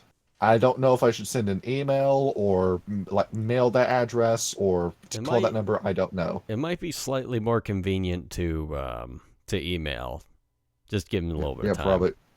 Yeah. Figure out how often he answers his Twitter page. Or I could do my Fiona thing and write to him. Yeah. This started back in 2006. So Man, it's been a minute. wait.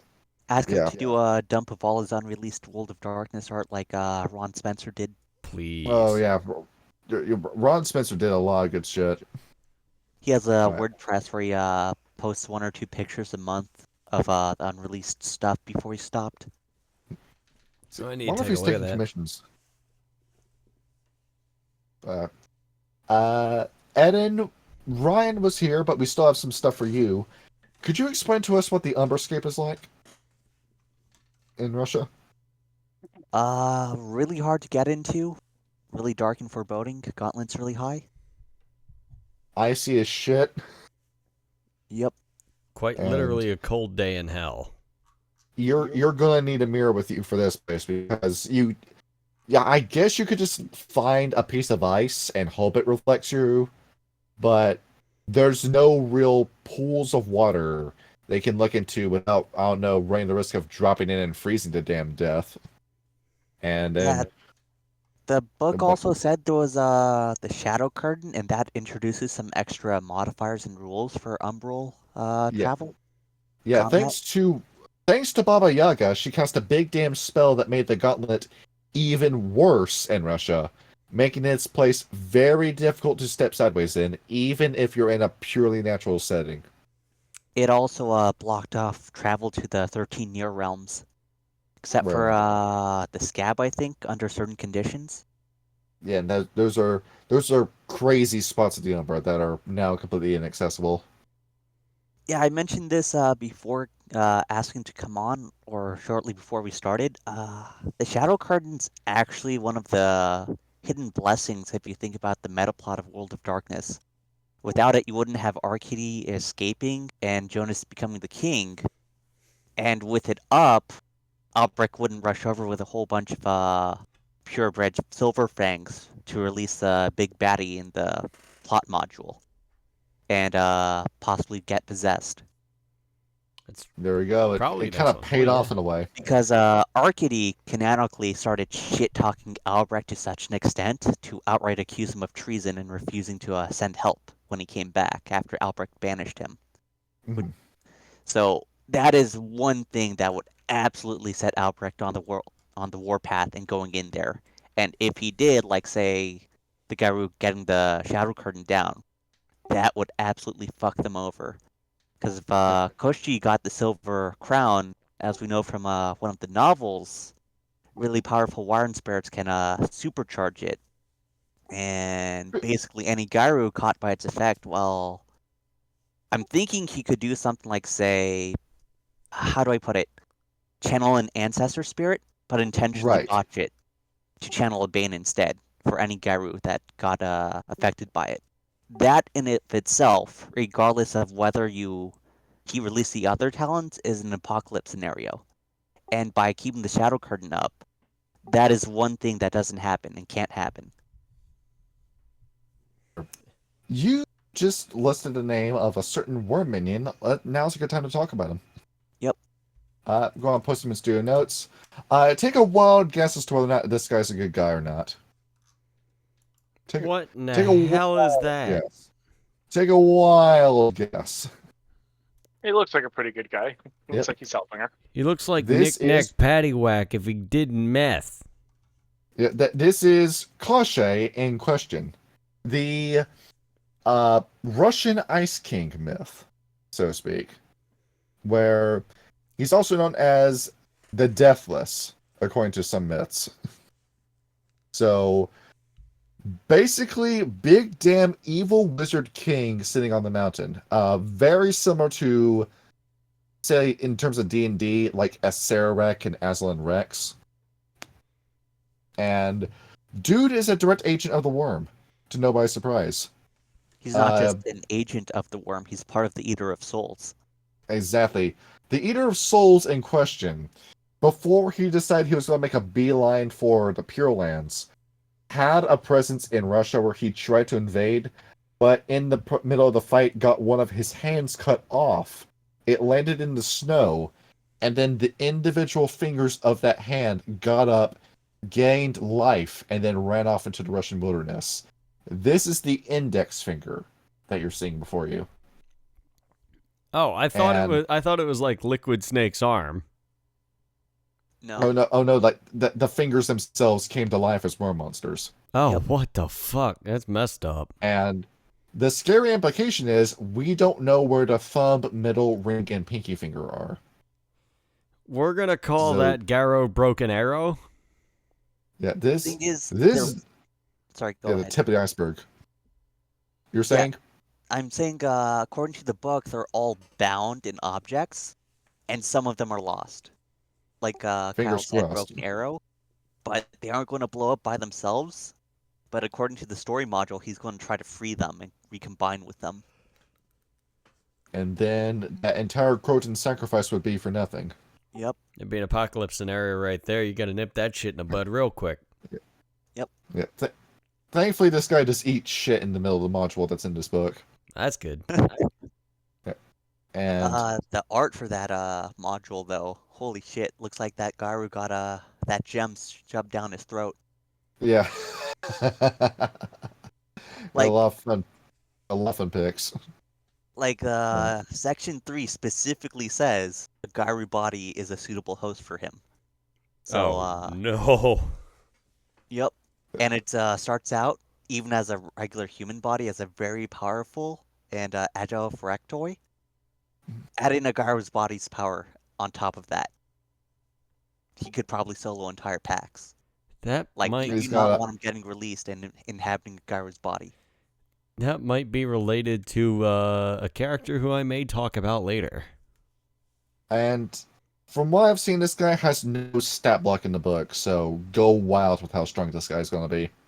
I He's mean, been it explicitly says once he gets all his powers, you can't give him stats because he's Exactly. basically Don't Would you mean cut- gold worm? Would you What's consider that? like the triadic worms individually Incarna or Lesser Celestines? Powerful to the point where you need an archmage's intervention to fight him. So basically, Koshi bare minimum is an Incarna that's possessing a body and superpowering it. Potentially Guys, lower end of the Lesser Celestine scale, from what I Strong understand. as hell. Strong as hell, dude. And So like I was saying, don't lower the shroud, or else Alberic's going to come there and fuck everything up. exactly. You've also got one Sergei Voshkov, who is a fifth generation Nosferatu who was embraced in 1991, who is a Soviet nationalist who is obsessed with communism, and thanks to his derangements, thinks somehow working with Baba Yaga is going to bring back communism. He is a former KGB agent, self-proclaimed chess master. He's had experience with dealing with MI5 and the CIA, and he's come out on top in both those situations. And namely why Baba Yaga embraced him is because, first of all, this guy's psychotic.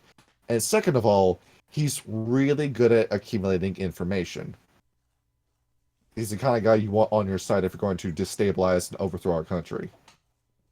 Now, he's cool, but for Rage Across Russia on our channel, we're replacing him with someone else, somebody you already recognize. Oh god, Um, fucking Malkev's not coming back, is he? Nope. One Lavrenti Beria. We That's met him, right. didn't we? Nope. No, the actual historical figure, Beria. Oh, fuck. Yep. Yep, he's back. Yep. He's Back back again. and worse than ever. And Shady's worse than back. ever. Tell a friend. Serious. Our favorite egg penis is back. Yeah. Yeah. So, that brings me up to the second thing I want to talk about, and that's how related to Beryov, or just Russia in general. Look at how militarized the U.S.'s police is. That's the Russian police by that's 50% of them. They are twice as militarized as that. They literally have APCs with machine guns on them that they literally, whenever there's a hostage situation, they start shooting into the building if there's a barricaded subject or suspects. And they're firing heavy machine guns that's going from one side of the building to the other. That is normal in Russia. Guys, the Garu, cops have come anywhere to save else. us. It's the FSB. Fuck. No, just the regular police. They Oh my literally god. have actual military vehicles as part of Right. their standard kit. And And on I don't top mean of like that, IED resistant ones. I mean offensive ones. You can this fight is the police anywhere else, but in Russia, in the world of darkness, that's not possible as a Gairu. Do you know what a nope. BTR is? It's one of those APCs that's amphibious with a 14.5 millimeter heavy machine gun and a coax 7.2 PKM. The sides, you can have 8 guys shooting out the sides from inside the vehicle fully armored. As a Gairu, that's a nightmare to fight. You will not survive. I'm gonna step into the shoes of my to be silent Strider character and go, I think I know what I want for Christmas. And, on top of that, this is a country where cruel and unusual punishment is not outlawed. There was a certain incident that happened in Russia. I'm not going to talk about too much because we might get dinged, but I saw the videos of what happened after they captured the 4 guys. Cut off one of the dude's ears and forced him to eat it. What And then the every time they spat out, they would force it back into his mouth by punching it in. Oh my good lord. Yeah. You're legally allowed to torture in Russia. Only silver So- lining is you won't catch any diseases eating your own flesh. Exactly. Paladins eating other people's flesh. Oh. Fun facts with Eden. Right. Next up, we have a demon in the setting. Of course there is. One Bezariel, the Angel of Blood, a demon, the fallen demon, who even though he is greatly weakened, is going to tear you apart. To read out his stats: 9 strength, 8 stamina, 9 strength, 8 dexterity, 7 stamina, 4 charisma, 6 manipulation, 8 appearance, 5 perception, 8 intelligence, 8 wits. Grim, say the line. Athleticism. He, to be fair, he kind of rivals Grim in strength. Sadly, and then you get into the abilities: 5 athletics, 5 brawl, 5 dodge, 5 subterfuge, 5 intimidation, 4 melee, 3 performance, 6 stealth, 4 survival, occult 8, and torture 9. I'm sorry, still take him, torture? though. Torture is a unique skill that he has. You'd still take him. Okay, we're gonna avoid him at all costs. What? And in terms of abilities he has, his exact demon house isn't listed, probably because the groundwork for Demon the Fallen was still being laid out. But given the way he fights and the abilities he has, I think he would be a Scourge, which are the demons that are literally made out of wind, that have powers over life and death. That's what he can do. He is the Angel of Blood. That makes sense. Exactly. You're gonna wish he would kill you, because like through Jukari and 40k, you just got done fighting them. He is going to drag you back to his lair and keep you alive and torture and torment you for as long as possible. I think That's what he and he our does. Red Talon would get along very, very well. Oh yeah. Exactly.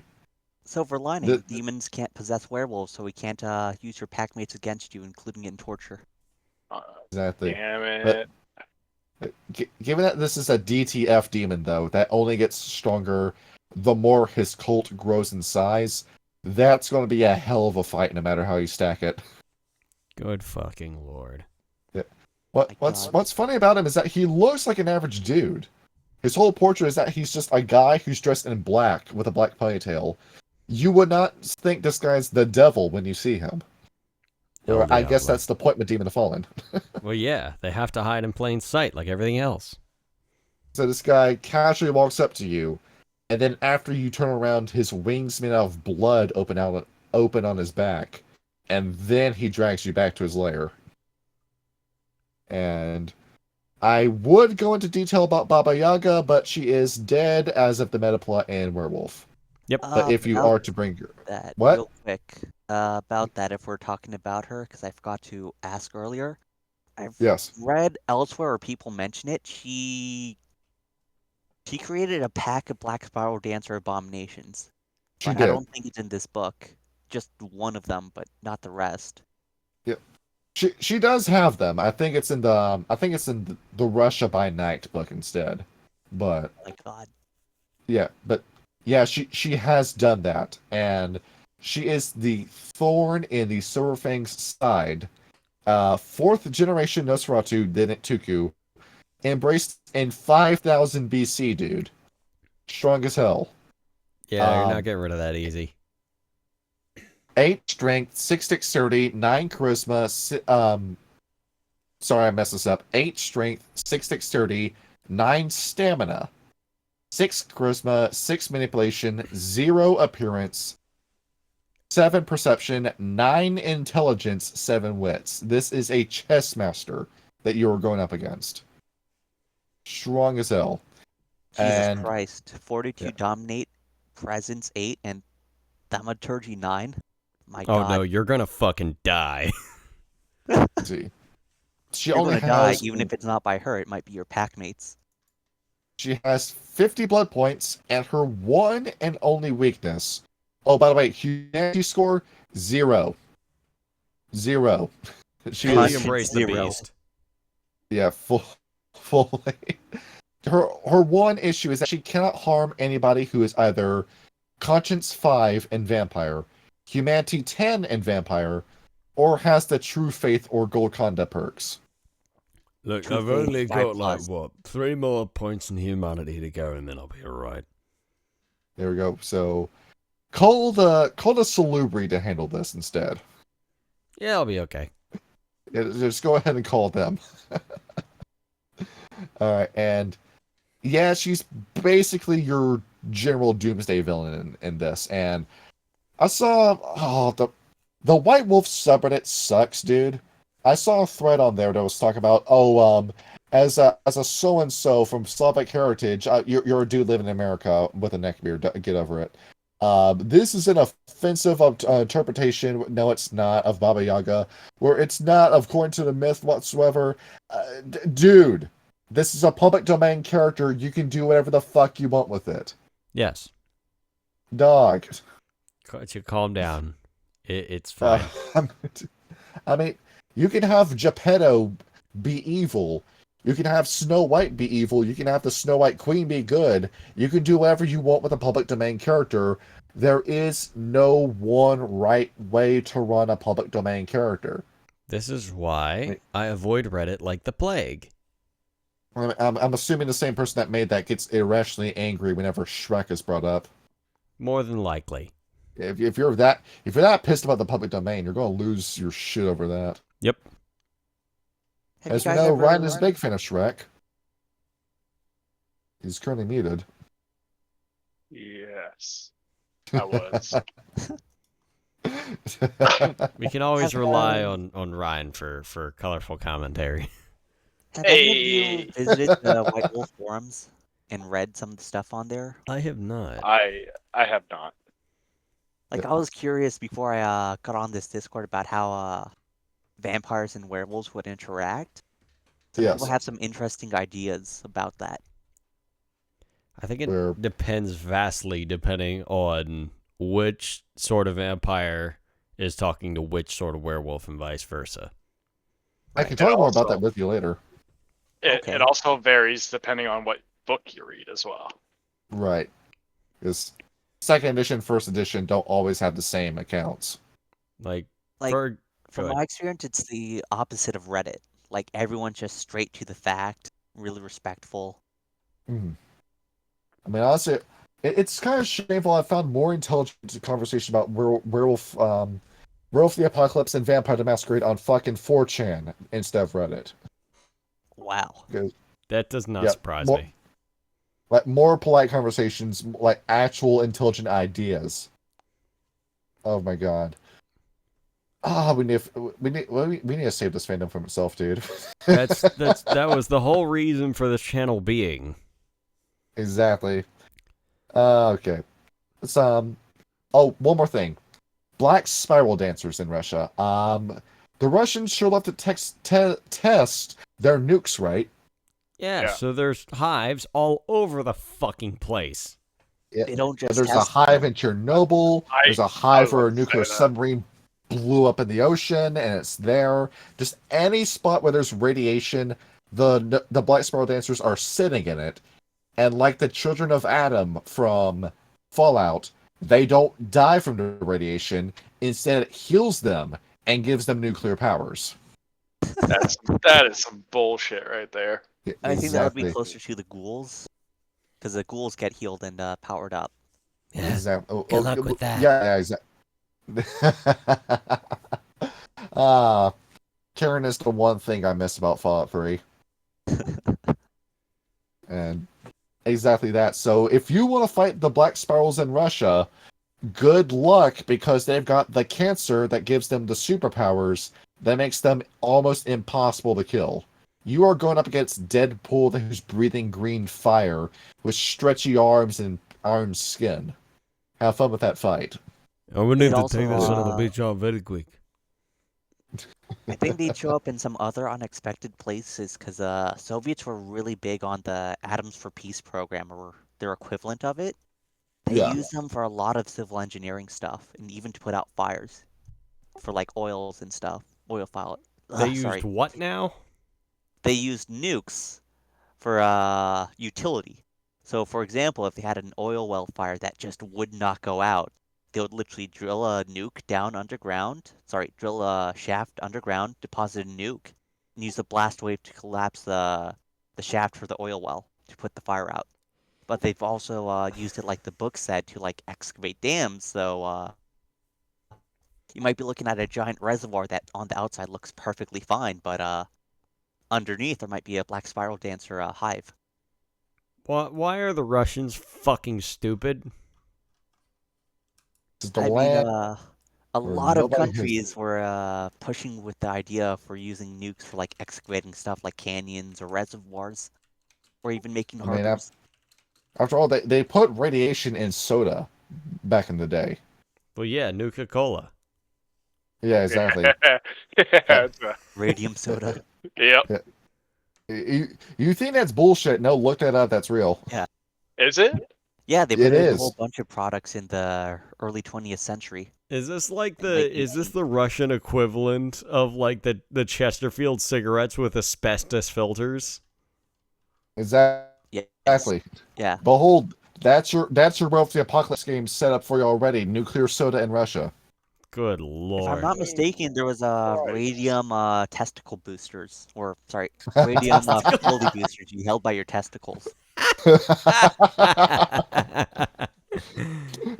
Oh. Would you call that a Okay. boiled egg basket? Oh, Yeah. that works. Happy Easter.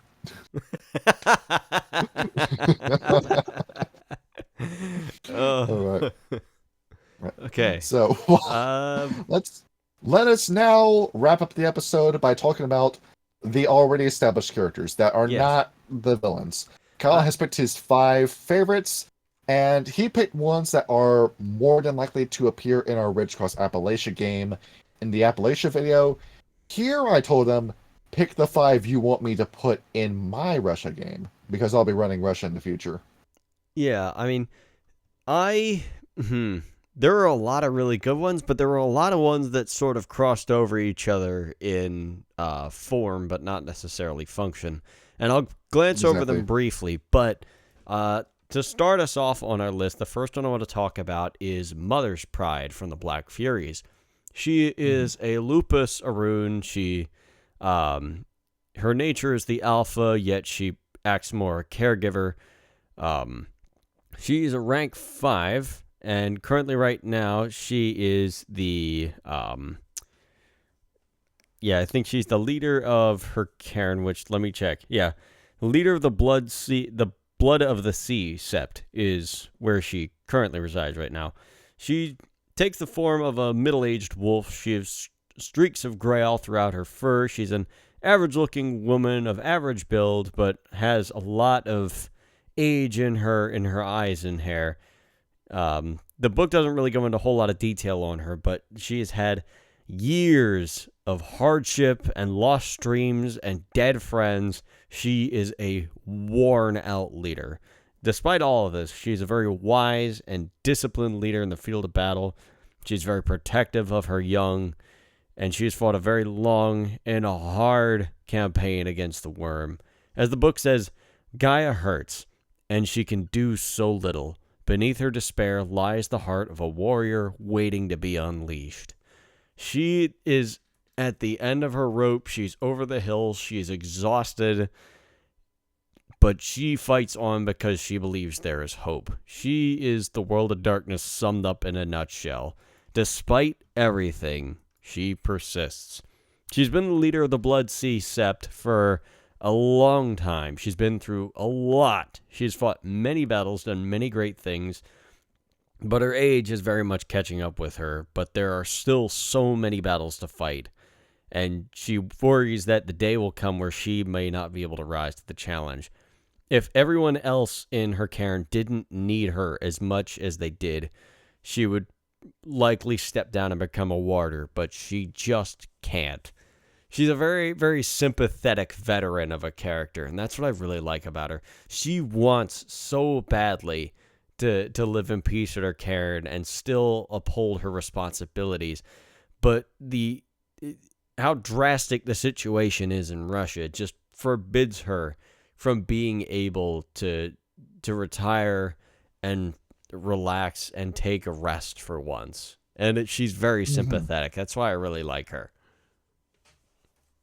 Where it's a good it's your good standard template for the Black Furies, where you put more emphasis on the motherly aspects to it. You want to make sure your girls are doing well.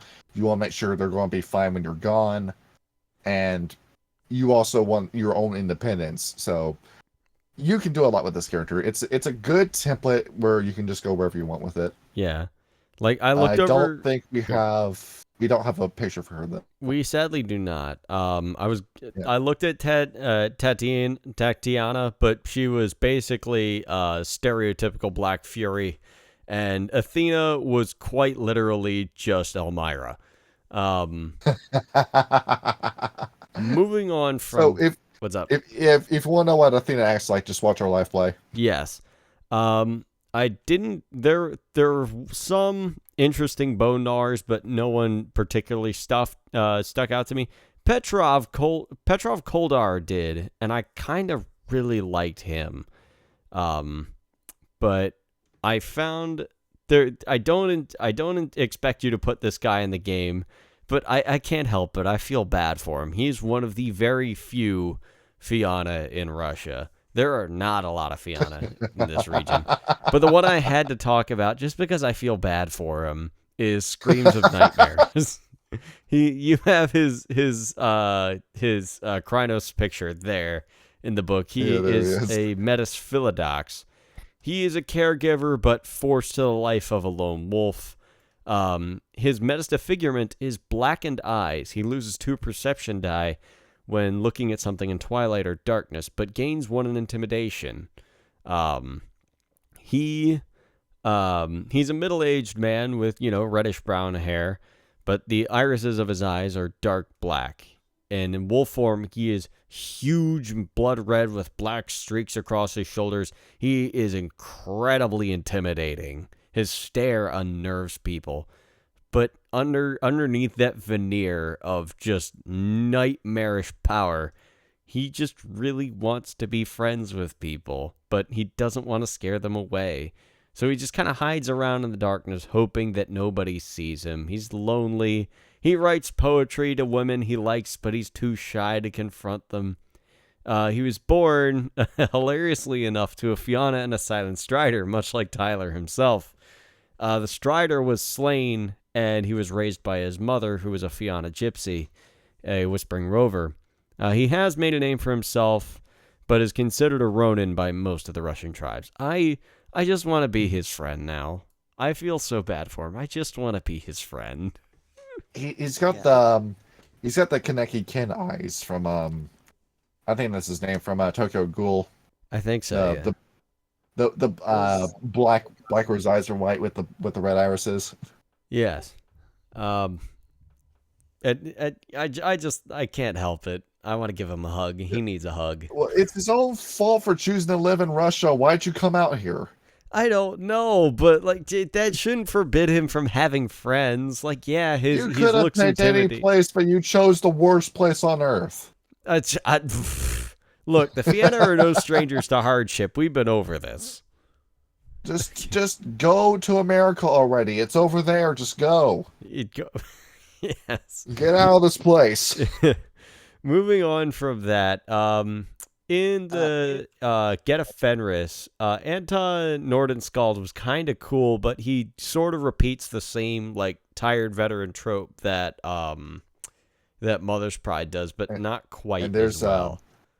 There's an even better veteran that we gotta save that for with Go Fangs First and Rage Across the Amazon. Yes. However, one character I thought was far more entertaining than him was Fang Jumper, who is a lupus ragabash for the Get Ephemeris, competitor by nature, but born to be a jester, given his nature as a ragabash. He's just a very nondescript man with large, curious eyes, and he looks around constantly. He looks adorable from his fetish, the Collar of Innocence. It is a small leather collar that, when activated in lupus form, makes the wearer appear to be a small, harmless puppy. I gotta read the role-playing notes verbatim because it's just so funny. You are a jester among an arrogant warrior race. You are also one of the luckiest people alive. You get away with so much that you stopped wondering when it's all going to finally catch up to you. You aren't even aware that you tend to swap the belongings of those people around you. Life is so amusing. There always seems to be chaos everywhere you look. He wandered into the Get Ephemeris around about the time of his first change, but he's a very good-humored individual. His sense of humor gets him in trouble a lot, but he has been through quite literally everything a Get can be thrown at and just comes out fine every single time. Most of the Get hate the shit out of him for being a trickster and want him somewhere else, so he travels most of the time. There he is. The dude makes jokes in the middle of fights and then plays pranks on everybody. So, yeah, that's how you ragabash. But you really don't see the Get Fenris doing that. Yeah. Fang Jumper is what I imagine Snooter to be like when he grows up. Yeah. I just have to Honestly- mention this real quick. I'm pretty sure one of the vampires in Crimson Thaw, the comic series, Vampire and Werewolf crossover for 5e, probably Yeah. met this guy, and that's why he thought he could literally just turn into a dog and negotiate with Garu. That's funny as That's shit. I He want to play literally a says, joke. after all, we're the same. Turns into a dog as he finishes saying that and barks Yep, that's funny as shit. right before getting torn apart. Yep. Y- And you know what the funniest part was? What's that? The pack leader he was talking to, he assumed that was the Garu that attacked his coterie earlier. Mhm. It wasn't. The pack leader doesn't even decide to correct him, saying he was wrong. He doesn't even bother. We didn't feel like doing this argument. No, he just corrects him on other points, and it's fucking hilarious. Yes. Ryan, you said you want to be a jokester in a game eventually. Jokes are get. Well, you're playing a Noctena in Rage Across Russia, right? Yep. Yeah. So behold, Noctena Ragabash. That would be fun. Honestly, I can't remember what forms I was going to choose for each game. I remember rolling for them, but I couldn't remember what I chose. I thought in Rage Across, I know you're going to be a Bonar Hillfolk in Rage Across Appalachia, but I don't remember what auspice. Yeah, I might just go through and choose something, again. Yeah, give her a look see based on what you're trying to build. After all, you, Kyle, and Ham are all playing African mercenaries in that game. Are we actually? Yeah. Oh, I mean, that's kind of funny. Except even Yeah, as you far all- as African you all pick mercenaries tribes that go, originate I'm from like, Africa. yeah. Well- I Well, gotta haven't think been of a keeping name up with the for 'em, West actually. African crisis. I mean, Africa and Russia have been doing a lot of business deals lately. I A go little with the too monies. The money was here. See, Bullets on tell cheap. us about the next character. Okay, I didn't see a whole lot of things that fascinated me about the Glasswalkers, sadly. But I have to, as I said before, I have to read the stereotypes of the Red Talons, just because it was fucking hysterical. Because they're all like a single line. I can blow through it really quick. So, Do for the it. Black Furies, we share with noble sisters. We like to run with them. And then the Bonars.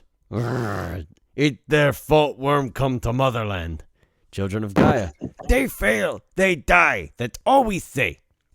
Fianna. Who? We not know them. Get ephemeris. True Garrow. They angry like us. Glasswalkers. They wrong. Worm taint. Why not anybody see this? Shadow Lords. They lie. We not trust them anymore. Silent Striders. Never here when needed, always leaving, not right. Silverfangs, they leaders. Show your throat to them, but they are too lazy, need to act. Stargazers, strange. Octana, they play with spirits, bad spirits, they in danger. Wendigo, we call them brothers. They lose family like us to humans, they will kill humans with us. They're so curt that they're so curt and blunt. I can't help but laugh. You see, this is why they're so reliable for information, is because they don't bullshit you. Yup. I like them. I can't help it. The only You're saying that other, in- sorry, the only other place you'll see something like this is a brief conversation in the novel Breathe Deeply, which takes place in the Amazon. It's worthwhile. It's actually a pretty accurate portrayal of this kind of speech, even from a Krynos. Yes. This next guy is a Shadow Lord, and I picked him because he would be a fucking excellent antagonist. He is known simply as Edward Suncurser. He is a Hamid Philodox. Camp, Society of Nidhogg. Yes. He's- These fucking guys. Predator and Survivor. He hates the sun. Breaks up the clouds. It weakens him. He considers everybody else below him and manipulates them as offhandedly as he can. That is manipulation 5 he starts with. Manipulation 5 at rank 1. Fuck that. He'll have you jumping off a cliff, Yes. telling you it's a shortcut to the Umbra. Yeah. If your friend was named Cliff, would you jump off of him? Yes. So he believes I love this part. It says those worm creatures are still an uppity lot. Better send some more pawns to get rid of them. He is a young but impressive Garrow. He hates the sunlight. He believes he's linked to the night. He's always loved, he's always loved the nighttime, and he underwent his rite of passage at Thunderstrike Sept in the Ural Mountains and became a leader of a pack. It is almost time for him to get to rank 2, but he's done some shady shit that nobody's really found out. And I gotta read this next part. Sometimes a creature comes into his dreams and whispers of a world without light. He has told her things, and she has promised him rewards. Well, I think that's the defiler worm that you're talking to. Yeah, I think it fucking is, Edward, you fucking idiot. You're gonna get us all killed. At the same time, with him being Society of Nidhogg, he's talking to the Sombra in that case. Exactly. Yes. So, we got ourselves an antagonist, fellas. There we go. Is it- Picking up where... Sorry, What? is it me or did the book say that all the Garu are partially possessed by urgeworms in the book? So slightly. Ever so slightly. I mean, after all, this land is cursed as hell. Oof. Yes. That's why we're all from somewhere the fuck else. Yeah, do not live in Russia. That's the point. As if you are a werewolf, get out of here. Yep. My God. This. And I honestly Mhm. play Black Fury. Yeah. Not a Black Fury. What? What are you thinking? I What are you get. thinking? No. Think. Black Spiral Dancer. Think. Yeah, that one. Black Play- Spire Black Dancer. Spire. They're Blaze prominent. Evil They're prominent campaign. there. Yes. It's fine. The last one It's I just a worm. picked was a Silent Strider, and there are two characters like this in the book, but I honestly like this one a little bit better. Typically, I despise like reluctant protagonists. Like there was this Nicolas Cage movie with the guy who voiced Hiccup in How to Train Your Dragons. I don't remember the name of the actor. But he was like a reluctant protagonist in The Sorcerer's Apprentice with Nick Cage, and I honestly didn't like that movie. Oh, yeah. But this character somehow manages to make it work. This is Anubis Farstrider of the Silent Striders. He's a Hamid Arun, a bit of a lone wolf, and a very reluctant Garo. He's a darker skinned Grecian man with very Slavic facial features, and he is just fucking towering. He is incredibly large, and he barely passes for human in Hamid form. In Lupus, he is the largest jackal ever seen. Role-playing notes. I like this. This whole Garo thing sucks. You don't like it one bit. If you can ever get back to your hometown, you'll settle down and never stray.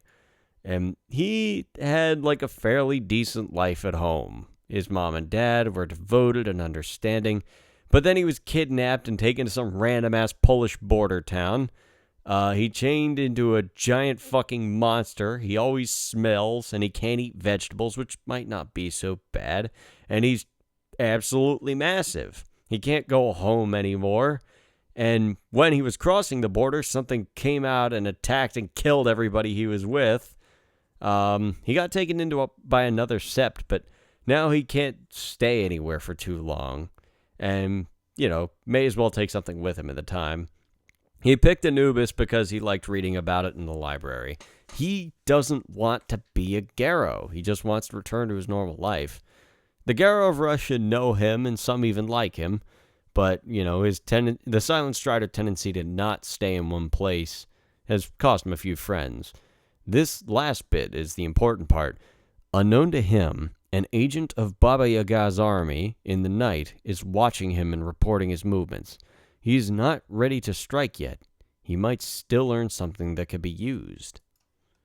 So he has to be a part of in his background, he has to have some points in fate or something. Let me check that real quick. I don't think it puts that in here anywhere. I don't think so. No, it doesn't. But if somebody, even though Baba Yaga is dead, the fact that some of her remaining army is still following around means that he has to have some points in fate. This kid's a part of something better, bigger than him, whether he likes it or not. Now, with you talking about these characters, I'm surprised that Nikolai Pritalevsky was not one of them. Hang on, let me see. Surfang. I was debating on putting a Silverfang in here because of how important they are.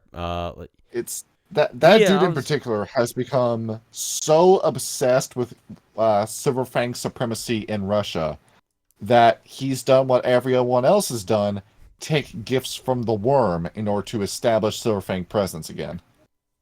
Yeah, I was debating on doing him as well. I probably should have done him instead of Screams of Nightmares, but I mean, this dude's falling down the exact same path as Arkady Iceclaw. It's this motherfucker. He's the reason why we call them the Burning Crown in 3.5. Exactly. I mean, they had no issues with taking worm gifts before. They're not going to have any issues with it now. Yes, it is Rend Reality, which is a special Black Spiral gift. And there's one more that I am gutted that you did not put him down here. Who's that? Tundra Runner. Yeah, I was stuck, when thinking about it, I was stuck between him and Tears at Flesh. I mean, he's a good character because his whole shtick is that he kills people. That's all you need. That's all you need to know. I don't know. I think Tears at Flesh offers more room for shit to go wrong. Like, I'll read him really quick. Quite possibly one of the angriest Garo in Russia, he frenzies at the slightest opportunities. Some elders believe he is the rage of all Garo given form and made flesh. Most believe he should be monitored and controlled. They do not know on his rite of passage with a pack of red talons and Wendigo, he slew one of his Hamid packmates. So far, no one knows about him. There you go. The flesh terrors from 40K, pretty much. Yeah, like, it was really hard picking 5 characters to put on this list because this module has some incredibly well-written characters in it. Mm-hmm. And you gotta talk to a lot of these guys because a lot of characters in here have ulterior motives, and Pathologic would not be made until years later down the road. But it reminds me of Pathologic when you look at this because you remember with that game. For those who are out of the know, it's a game where you solve a pandemic in Russia during the early 2000s, and everyone in it tries to get in your way of your own solution. And you remember in that game, it taught you how to speak manipulatively. Did you need to say that out loud? How can you say this to get somebody to, I don't know, accept the words that you're trying to put in their mouths or reveal some information that they weren't supposed to? And it seems that everyone has their own agenda, and it led to these so many discussions that you see where some people still cannot figure out characters as to whether or not their intentions or goals were. That game has got such fantastic writing, and it feels like the same, where every giver you meet is so wrapped up in their own shit that none of them are going to be true allies if you play this module. You know, maybe if you didn't kill all the children of Gaia who are here, you wouldn't have this fucking problem. Yeah, because the Children of Gaia still have a presence here, but it's very low, and this is the one setting where they're almost out and out ignored. Yeah, according to the book, they're hiding as members of other tribes or Like the pretending. Glasswalkers. Yeah, that's why I brought up that Fenris perception of the Glasswalkers, because it looked like one of them might have been a Children of Gaia hiding there, or a Glasswalker as a get. Probably was. I mean, not. Yeah, I don't think it's going to spoil anything. Meepian is playing a child of Gaia in Russia. Oh, he's going to have a rough time. So his character already knows Sean's character, who's a Glasswalker, and is already hiding as a Glasswalker. So he's going to have an extra challenge because he's going to have to be very careful with what gifts he uses and when he uses them. Yes. And do we have any other closing thoughts about Russia as a setting? I'm very yeah, excited for this. Oh, sorry, go ahead. This is like a 30-second thing. The Mir space station is a black spiral dancer, Karen. Or Exactly. The what? Exactly. Yeah. A space station, dude. A Sputnik dog. Why? Yeah, so they can launch a nuclear bomb from space. Why Actually, not? it says it's basically directly connected to Malpheus. There It we says go. more details are in Book of the Worm, but I'm just thinking if the black spiral dancers are in space, what's to stop them from landing on Luna physically? Probably because there's no oxygen. Yeah, probably that. Yes. Veins don't need oxygen. That's There we true. go. Well, if you do land on the moon, you are going to have to deal with the Void Engineers. Yeah, that's a little bit rough. So we're going to have to bank on the technocracy doing the right thing. That's not gonna fucking happen. It's not going to happen. No. I will say I am very excited for this module. I expect it to be very cold, dark, irradiated, desolate, and packed with references to Stalker or Yes. Metro 2033. Darkwood. Great game. Yeah. I hear they're coming out with another one. Another Metro game? Yep. Really? That's what I heard.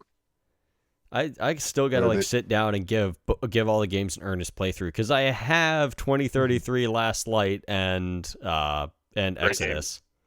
I got soft locked in Last Light. Really? Yeah, the library. I ran out of bullets and I couldn't find any. Didn't have any healing. That's rough. Got a load of save. Yep. I tried. Metro Yeah. Awakening is what it's called. Yeah. Oh wait, There, is that there we already? go. So, behold, a lot of tumult in this setting. Appalachia is a way nicer place in comparison. Yeah, Appalachia's just gonna be fun. Like I'm excited. I'm excited. I got my own reservations about it, but I'm excited to run that module, even though every single episode is gonna get copy claimed. Speaking of Johnny, I need you to send me some. I need you to send me some 1990s pop music that you like because I don't listen we to go. 90s pop music. You gotta play the karaoke versions of it. That's what I'm going to do, but even still, Yeah. it's like I don't listen to 90s pop. I listen to 90s rock and metal. See, I got a lot of alternative and other stuff I can pull up for you. Well, actually, You like the Eurodance, majority of right? it's one of our own channels, so I can go take a look at that and see if I can get some stuff. It was one of our other All projects we were working on years prior. But yeah, so Rage Across Russia. It's cold, it's dark, everyone's a liar, and shit's gonna get fucked. And Barium's And- hunting you down. Yes. Exactly. We got a Snow Let's do King, it. we're on Evil Witch, and we've got Absimilyard, so a lot of stuff to look forward to. Yep. So, keep Tune warm. in. With the- Tune in next week when we talk about Clan Nosferatu, because we already talked about the Niktuku so much in this episode, we might as well keep going. Hell yeah. Good night, everybody. Good night. Have a good night, GM. guys.